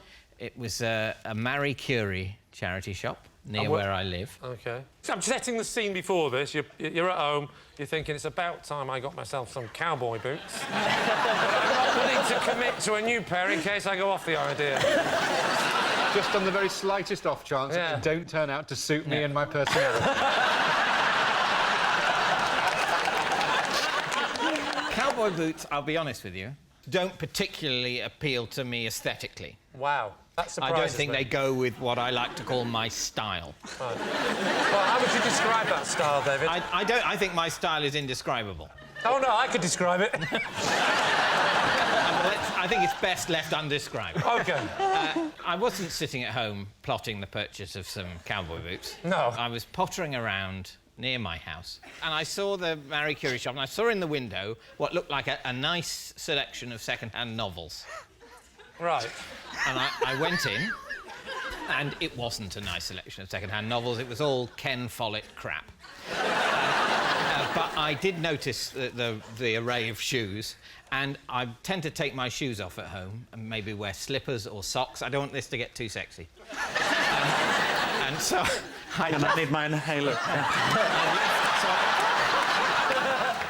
So what I vaguely was on the lookout for was a pair of everyday, easy-to-put-on, non-lacing shoes that I could keep by the back door in case I needed to pop into the garden for some gardening. But you said you'd taken some of your shoes to the charity shop. I was wearing shoes. What, you decided to take them off in the shop and hand them to her? When you go shoe shopping, do you go barefoot? Take you seriously. No. When I take shoes, keep me waiting. When I take shoes to the Sue Ryder shop, I choose shoes that I no longer want. I don't wander around and then go, well, do you know what? You can have these if you want. Why would you do that? You take them ready to give. I wasn't. It was not my plan. Can I just say, Rob, you're the only person in the whole of the United Kingdom watching this that isn't following this story. Well, he said he took off his shoes. Why do you think he took the shoes off? To try the other one. To try the cowboy shoes on. Oh. Sorry. Well, David, I owe you an apology. There you are in the shop. Yeah. I'm in the shop and I spot these cowboy boots, and to me, they look sort of quite loose and easy to slip on. What length? Not width, length. I'd say that long. About that, so they're coming up to just below the knee. They're not. You know. How tall are you, Rob? They're not below. To me, they'd be thigh length. Can't see over these.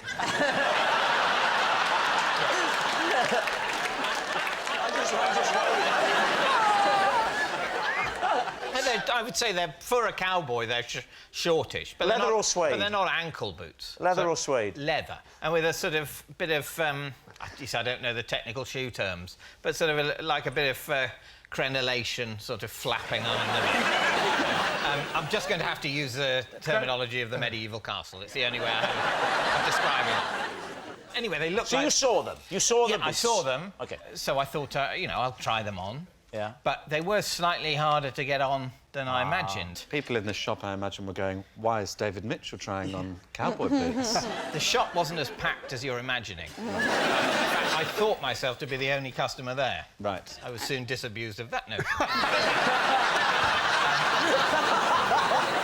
When did you notice that your own shoes had been sold? I think, well, I remember I walked to the back of the shop in the cowboy boots, restraining an urge to walk like John Wayne. And when I came back towards the shoe area, I noticed that my shoes weren't there. And did you see who'd bought them? I didn't, no. I'm picturing a scene where you walk out the shop and you walk home, and then a few minutes later, a cowboy goes up to the counter and says, "Excuse me, I was just trying on a pair," and then behind him a clown, and then a sailor. And this just goes on all day, round and round. Yeah. David, I don't know you. I've just got to know you today, and I admire you very much. But what I know of you from watching you on TV, the cowboy boots, it's just, I can't buy it. I can't imagine you'd even try them on. Well, in which case, then you should say that I'm lying. I might do. So, we need an answer. Lee's team. Is Amy Joe's miffed model, Nish's sleepy sidekick, or David's sneaky shoe seller? I'm more inclined to believe Nish myself. You believe Nish? Yeah. Because? Because, I don't know, I just think Amy and Nish look like they could be really good mates. Miles, you think? Well, I was looking at her very closely. While Joe was talking about sculpting her, she looked quite icy about the whole thing. Wow. And, of course, she was very offended in the stories, but during David's story, she looked, I mean, understandably baffled. I think it might be Joe, actually. What do you think? Well, I'm beginning to think. I mean, it doesn't even matter what I think. I mean, your own... I mean, my job really is to agree with you, Lee. I mean, you are a man... Are we trying to reenact Dad's army here? Do you think that's wise, sir? I think...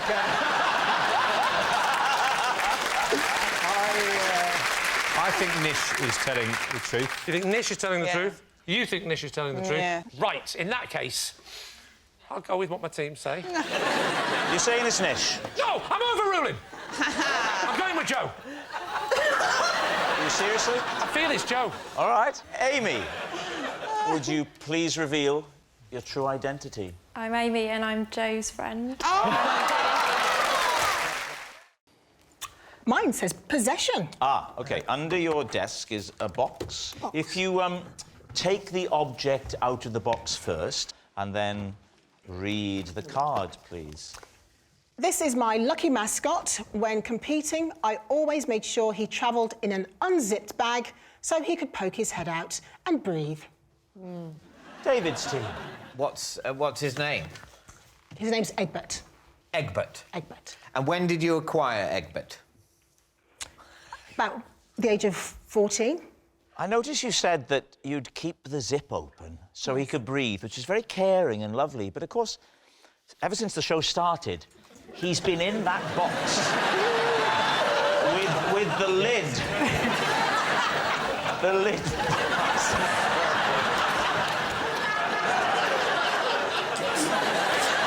Don't into this, you'll be all right. So when did you first take it? So presumably he brings you luck in sporting endeavour. I think it was just companionship. You know, I'm an only child, and travelling, you know, as a junior athlete on my own, it can be a bit lonely. I can understand why, you know, it's nice to have familiar objects, but at the age of 14, that's quite late to get a teddy bear. I wasn't given any cuddly toys at that age, and I was very... so clear to anybody watching that you were never given a cuddly toy at that or any age.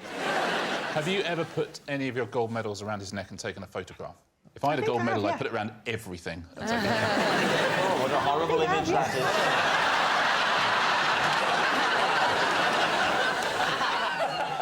All right, time to decide. No. Truth or lie?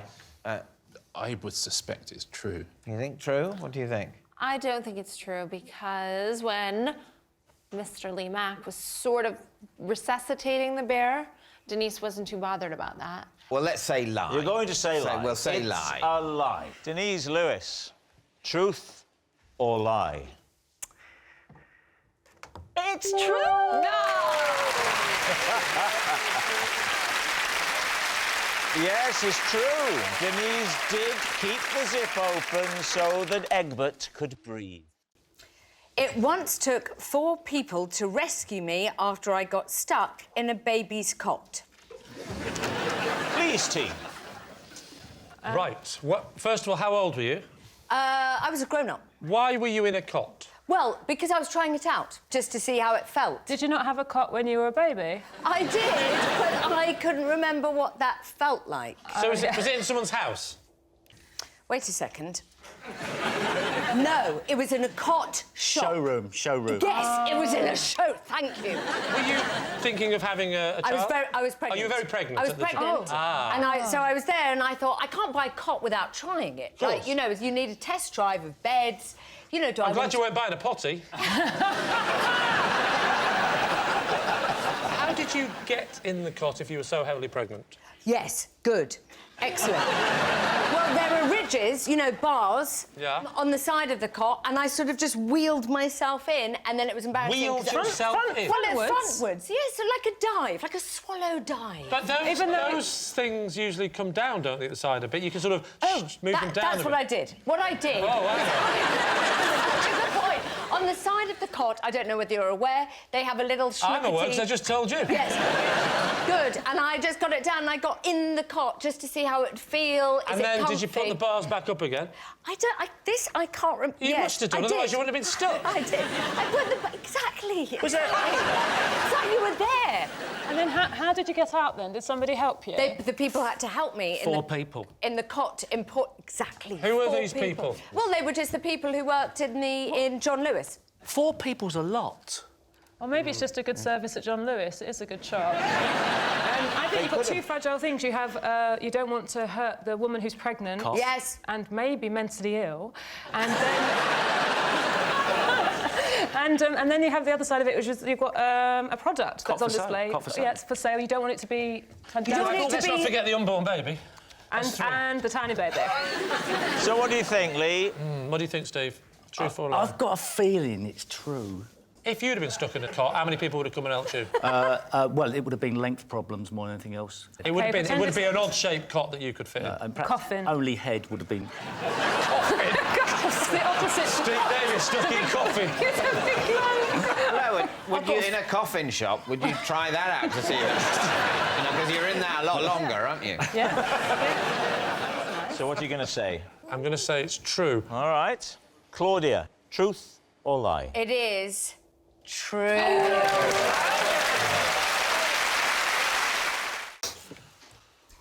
I keep a spare front door key on my cat's collar. If I ever get locked out, I simply call my cat and he comes to my rescue. Leasty. Wow. What's the name of your cat, Sheila? Stanley. Could you do the call? How do you call Stanley? What's it chicken? Surely that's how he calls you. Stanley's... I was confusing because when he wanted to come in, I didn't have a cat flap. And I would do the intercom and say, "Are you there, Stanley?" And he'd go, "Meow." So you haven't got a cat flap? I haven't got a cat flap, no. You haven't got a cat flap, and the spare key is round his neck. Yeah. What happens if you come and he's in the house? He doesn't have them on when he's in the house. Oh, he takes them off, does he, when he comes in? I take them Does he take it off and hide it under the brick for you? I take them off when it's in the house, because it jingles. So do you put him out every time you leave the house?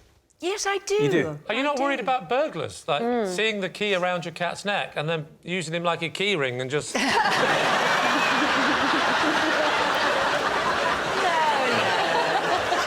because he's... This key's not working! No, it's in a metal case. It looks almost like a whistle or something. Oh, I And you see. just pull it out, and then inside there's a Does key. he also wear one of those medallions with his address on it? No, he's got a chip. He's got a chip inside him. Oh, he doesn't need anyone to bring him home with his address, because he can just come and go as he pleases with the key. When was the last time you had to use this method? About a fortnight ago. What happened?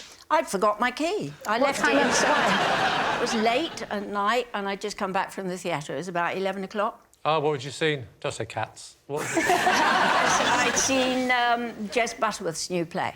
Can I just ask why you don't mortise lock your door?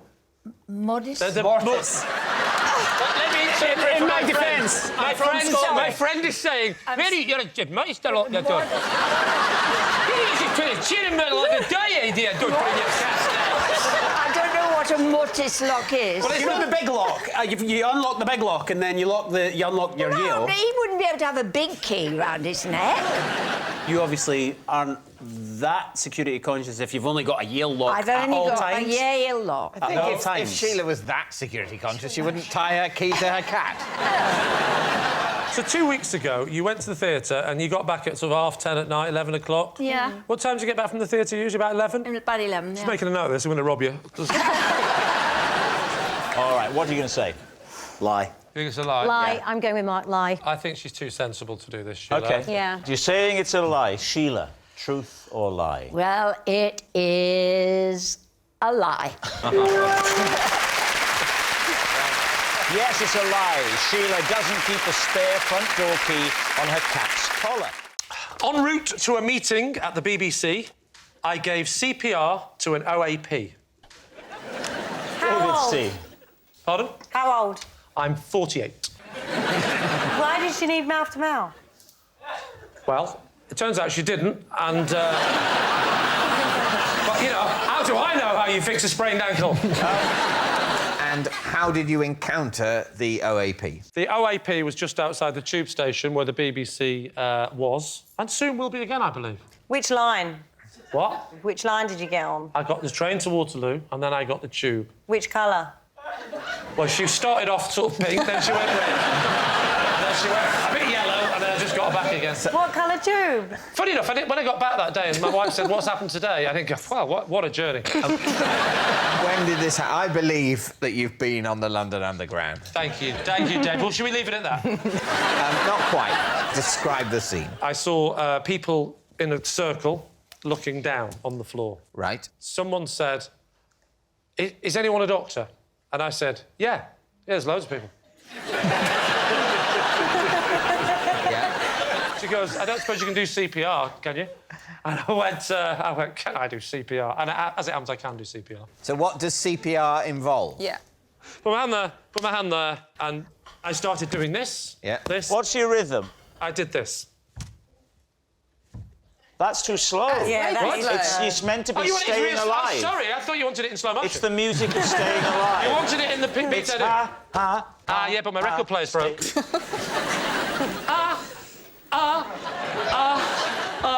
Staying alive. You speed that record player up, lad. Staying alive. I'll tell you what tragedy's the worst. Tragedy. Really upsetting. So what happened? We got a new record player.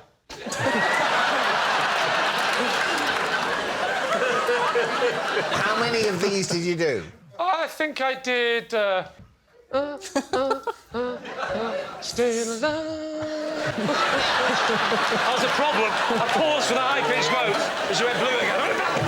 Stay alive, stay alive. This didn't help.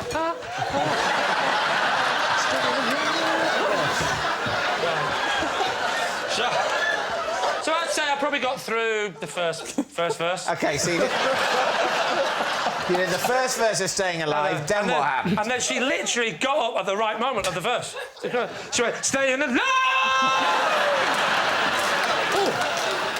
And then the ambulance came and took her off, and she went straight over a bridge and died. So, the story. What are you thinking? Stacey, does that have the ring of truth for you? Awful ending to the story, I'm so sorry. I'm very suspicious that he doesn't even know what tube he got on. You really, that's the most doubtful part of the story. What do you think, Susie? Yes. No, I think his rhythm was all wrong. Whoa. You've been told that before.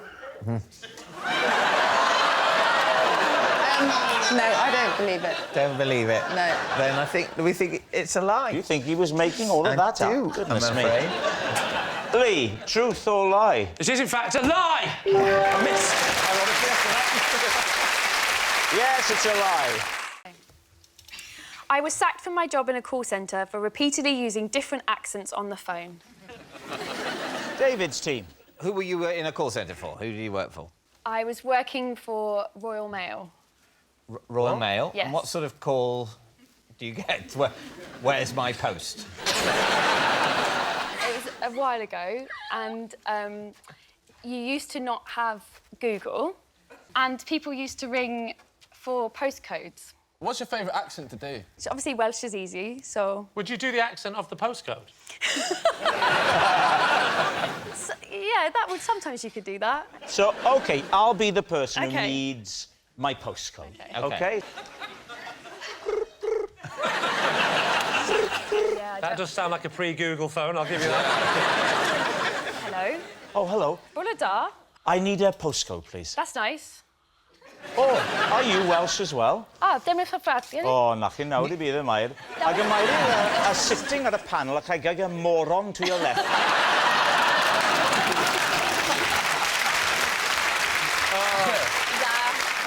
Can you give me the full address, please? All right. 14 Mac Avenue. Oh, now where's that now? It's just round the corner from Success Street. 14 Mac Avenue, Deadsville, Nowhere Town. I'm afraid... Oh, it is in Wales. Oh, yes, that's very near Swansea.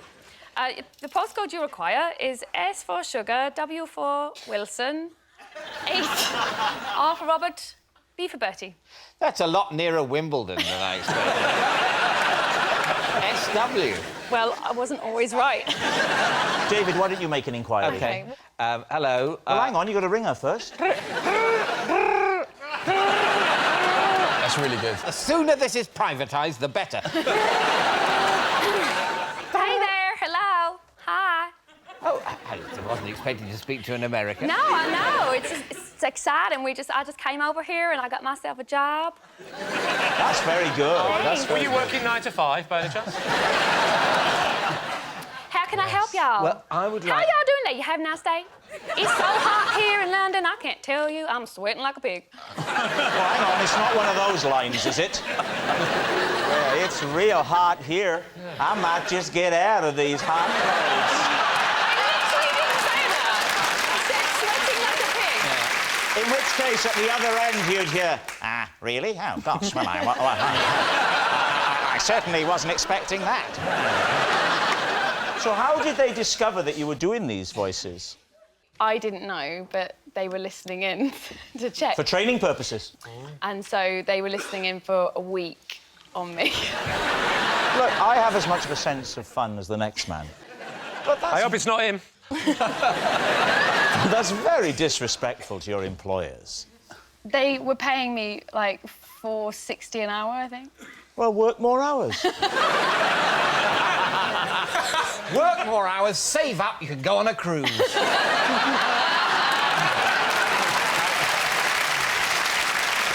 So what did they say to you? What did they say to you? They took me aside, and there was going to be, like, Christmas break, and they just said, we're asking everyone back after Christmas, but we're not asking you. I should have said, that's fine, sugar, I don't even care. But, So what do you think? Claude?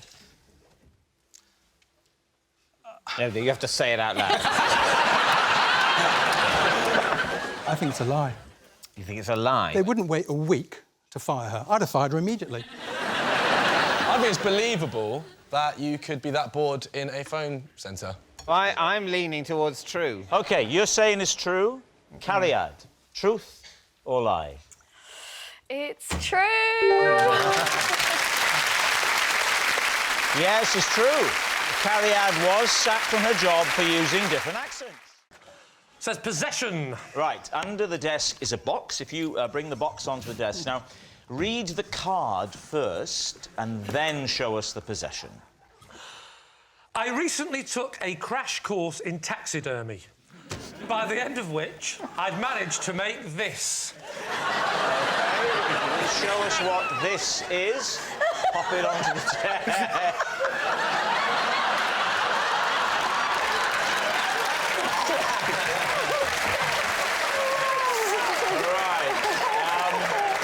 David's team, where would you like to begin? What is it? I can't see. Can we have a proper look? That, Sheila, is what I call mouse on a skateboard. Would you like me to take it across? Please do. What's it made of? Made of mouse. With a little bit of skateboard.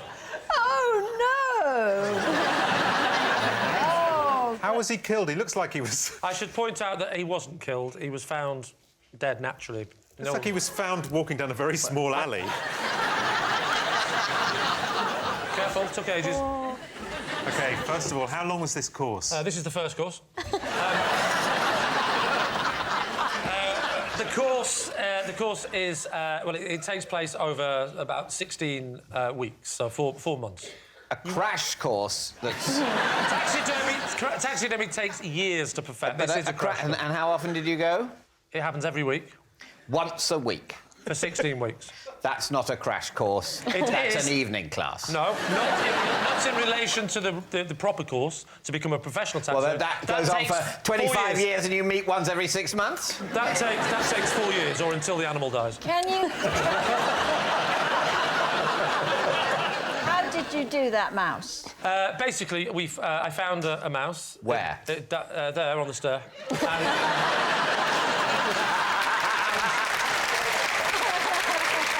And it had little clogs on.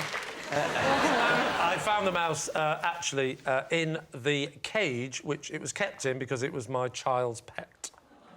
And it was skateboarding? No, it wasn't skateboarding. My son was a skateboarder, and that's why he wanted the mouse on the skateboard. What did you do with the mouse that you found? Well, the first thing I did was I had to break the news to my son, and I said, your mouse is dead. So that was that covered. And then he said, oh, I don't want to lose him forever. And I said, in that case, it's the crash course at the taxidermy. So wait a minute, the mouse dies. Correct. You have a conversation with your son. What are we going to do? Let's stuff him. I know, I'll learn. I won't get a professional animal stuffer. And that's because... I'll learn to do it. You ring up the course, they say there happens to be a 16-week course starting next week.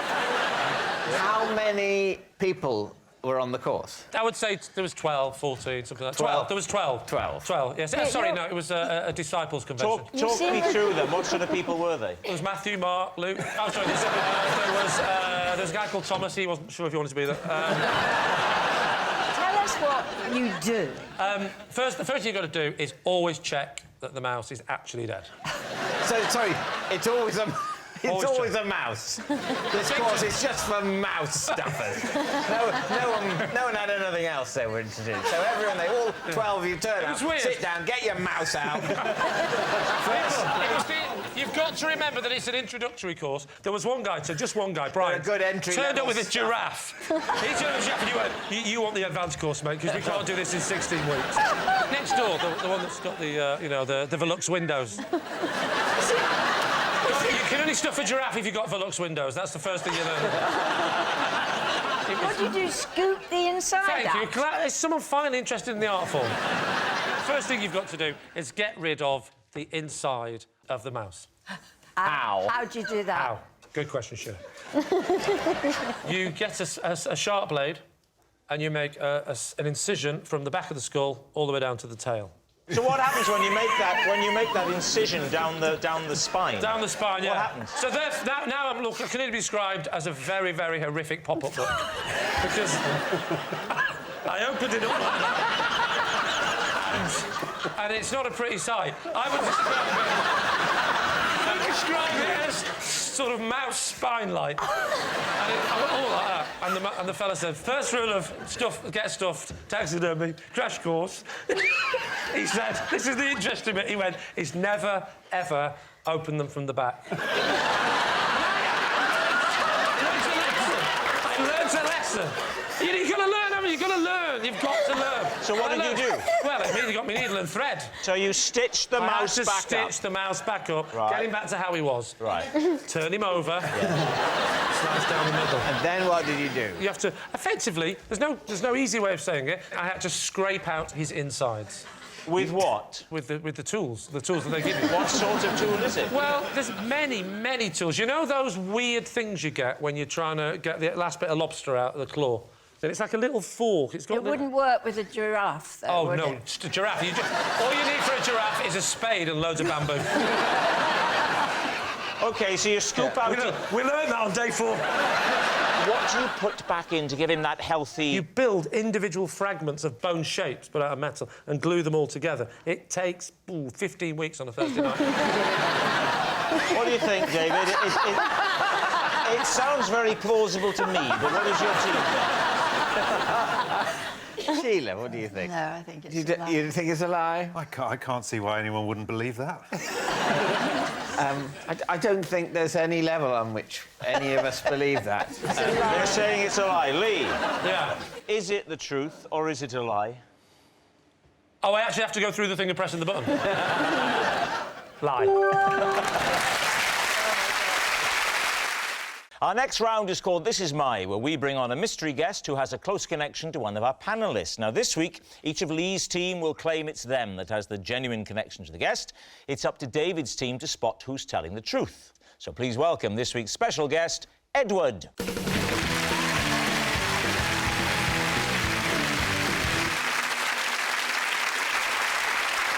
So, Robert, what is Edward to you? This is Edward.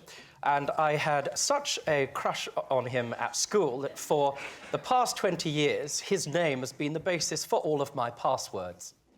So, Denise, what is Ed to you?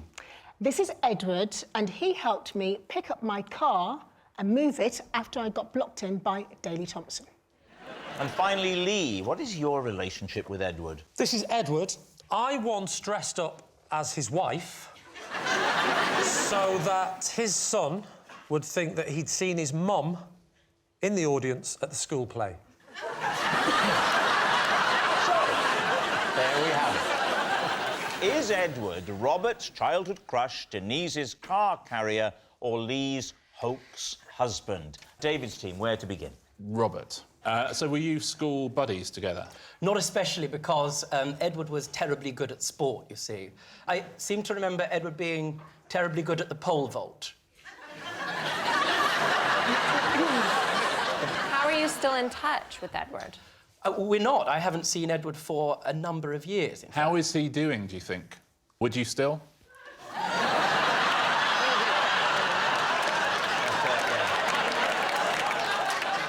Can I just say that as my fake husband, I have. I'd say he's definitely moved into a new bracket. But a very happy one. Yeah. Yes, he's doing very well, I'd say. You know, very, very well indeed. Now, you said you haven't seen him for a number of years. No, a number of years. Specifically, when was the last time you saw him? The last time I would have seen him would probably be 1993 or 94. 1993 or 4? But there wasn't the need for passwords until around the year 2000.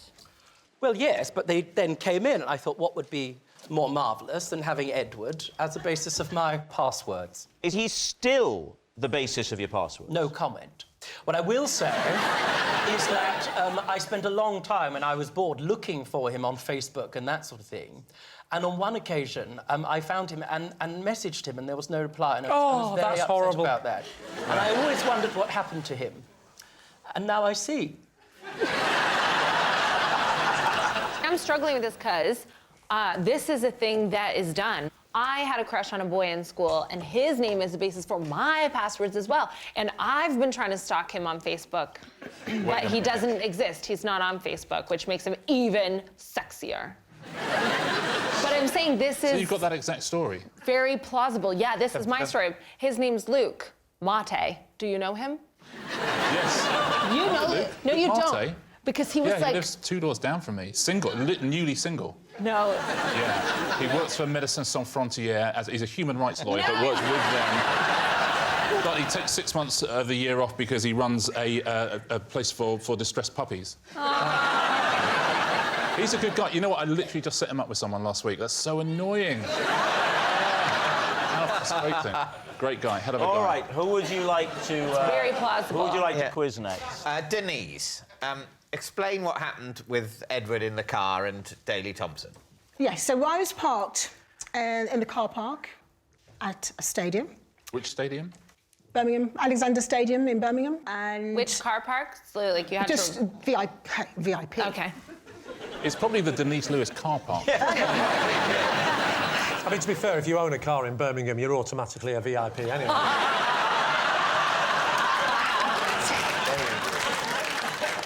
Why are you clapping? So I'm in the car park, went off to work, had a big national championships, came back out, desperate to get back down to London, and my car was blocked in. That was Daley Thompson? That was Daley Thompson. Yeah. Well, hang on. How do we know that? Let's take it straight. What happens next? Well, Eddie, he's an official. Right. You know, he used to be an athlete, because he's well stacked. What was his sport? He was actually a thrower. Of what? Discus. Sorry, Discus. are you actually...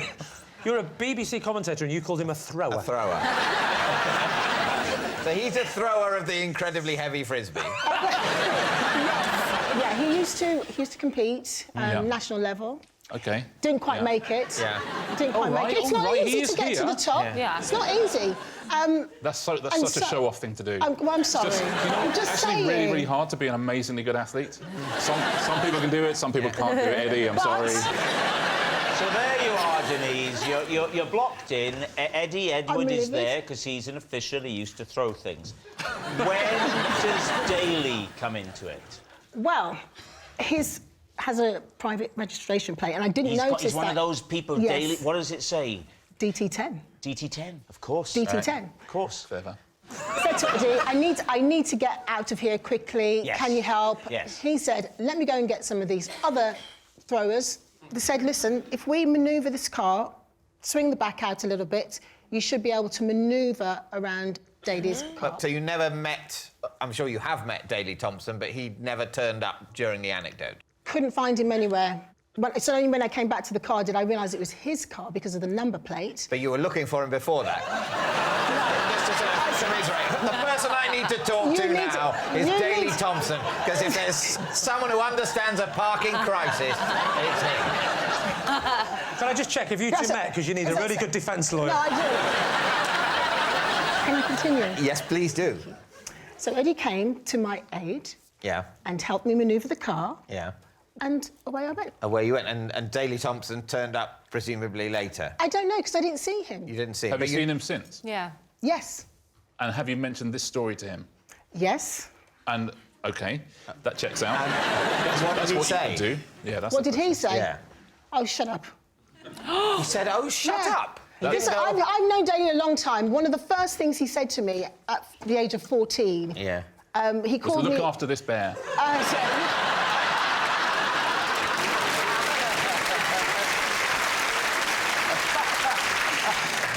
All right, now, of course, perhaps the most plausible of all is yet to... Just remind us, Lee. This is Edward. I once dressed as his wife, so his son would think he'd seen his mum... Right. ...whilst performing in the school play. What was the play? It was actually a nativity play. OK, and what was Edward's son playing? Edward's son was playing Joseph. Were your children in the play? My children were not in the play. It would have been inappropriate due to the fact that they don't go to that school. So you went to a school where your children are not enrolled, dressed as a woman... Correct. ...to trick a little boy into thinking you were his mum. Yeah. When you say it like that, it does sound a bit dodgy. Let's go back, Lee. Let's go back to the beginning. How did this come about? How did Edward approach you? So Edward was at the school, and apparently he got a phone call off his wife saying that she couldn't make it. Now, his wife had already missed 3 or 4 big events. You know, all the big ones that are important, like the sports days and the various things. And this was sort of like, I promise you I'm going to be there. I promise you I'll do this one. So Why wasn't she there? Well, something to do with work, something got What's her work? I didn't get a chance to get into too many details. Edward rang in a panic. Absolutely panicking he was. What's her job? What's the wife's job? Yes. I actually don't know his wife very well. But, do you know him? Well, I know Edward, yeah. You're the first person he'd call, though, but you don't know his... That's right, because me and him do lots of things behind his wife's back, and he knows that... So he rang you up? Yeah. And what did he say? He was panicking. They went, Lee! I went, what? He said, she's not turned up again. I said, who? He said, my wife. I said, what does she do for a living? He said, not now. He said, I need your help and I need it quickly. Yeah. I said, you know me, I'll always be there for you. He says, I need you to meet me at my house. So I get to the house, I run in the house, and he only had time for one phrase. Put this on. He said, I need you to dress as my wife, because last time I went to see him in a play, she didn't turn up. And I said, but you saw me, right? And he said, the kid said, no, I didn't see you, because the spotlights are so bright. Everyone's just like a silhouette. So, he said, that's how I think you can get away with this. I want you to dress as my wife, and then when he looks out, he'll think that you're with me. Did he notice your beard? Well, this is the thing. I said that. Now, as luck would have it, I don't know what his wife does, but she has a beard. I know she works in a circus, but I don't know exactly what she does. And, That was very well dodged, Lee, I must say. No, she... At the time, I did not have a beard. Oh, you were clean-shaven? Yes, Yeah. which is why he was annoyed, because, like I say, she does. Did you... Does she have a very distinctive silhouette? She does. I would describe her silhouette as Lee Mack-esque. It's the only way I can describe her. Did you have to wear a wig? No, I didn't wear a wig, because luckily his wife has very short hair. And a beard. And a beard. So you just went with your head Just went with... shaven, I but, just went with her silhouette look. But, With a hat, scarf, But what pipe. did you wear? But you haven't told us... Nice one, Jesus! You haven't told us what you put on in your friend's bedroom. He had all the things were about... What, he got a range for you to choose from? Pick out something nice that you fancy. He had it ready for me when I got there. He said, "This is what we could get. This is the stuff that the kid would recognise." So we went with a long Macintosh. What's Edward's son called? Edward's son is called Eddie. That was a bad choice. Yeah, well, Little Ed. And then after the play, that lovely bit where the kids excitedly go and meet with their parents again and say, "How was it?" That was the bit that we were worried about. Daddy? Well, I had to do... there was only one thing that we could do. I said to him, "You're going to have to totally commit to this." And so we're now married. We adopted him and we ran away, and the wife doesn't know where we are, and this is the first time she would have known about it. No, we stood at the back, and as he walked towards us, I sort of turned around, walked quickly, and sort of waved like that. And he You said, ran away from him? Yes. What choice did I have? And apparently, Big Ed said to me afterwards, he said, "I just had to say, oh, Mummy's got to get back quickly. She's well, I don't know what she does for a living." He didn't know either. All right, we need an answer. So, David's team. Is Edward Robert's childhood crush, Denise's car carrier, or Lee's hoax husband? Well, it's... Well, I mean, Lee was fairly convincing. Hard to see past that, isn't it? What do you think? I feel like when Denise was telling her story, Edward was smiling a little bit more. Look at him. Look at his... See? Gosh, it's difficult, isn't it? I'm tempted to say Robert. You think Robert? And... I'm really torn. I would say Denise, but I just don't know, because I was wrong once already. OK, time to make a decision, David. Who's it going to be? Oh, right. So you think it's Denise now? If you two think it's Denise, that's great. I can opt out. If you both think it's Robert, that's great. I can opt out. If you both think it's Lee, I'm overruling you. We'll go Robert. You're going to say it's Robert. If this does turn out to be true, you do realise we're about to witness quite a moment. So, Edward, would you please reveal your true identity? I am Edward, and I was Robert's inspiration for a password.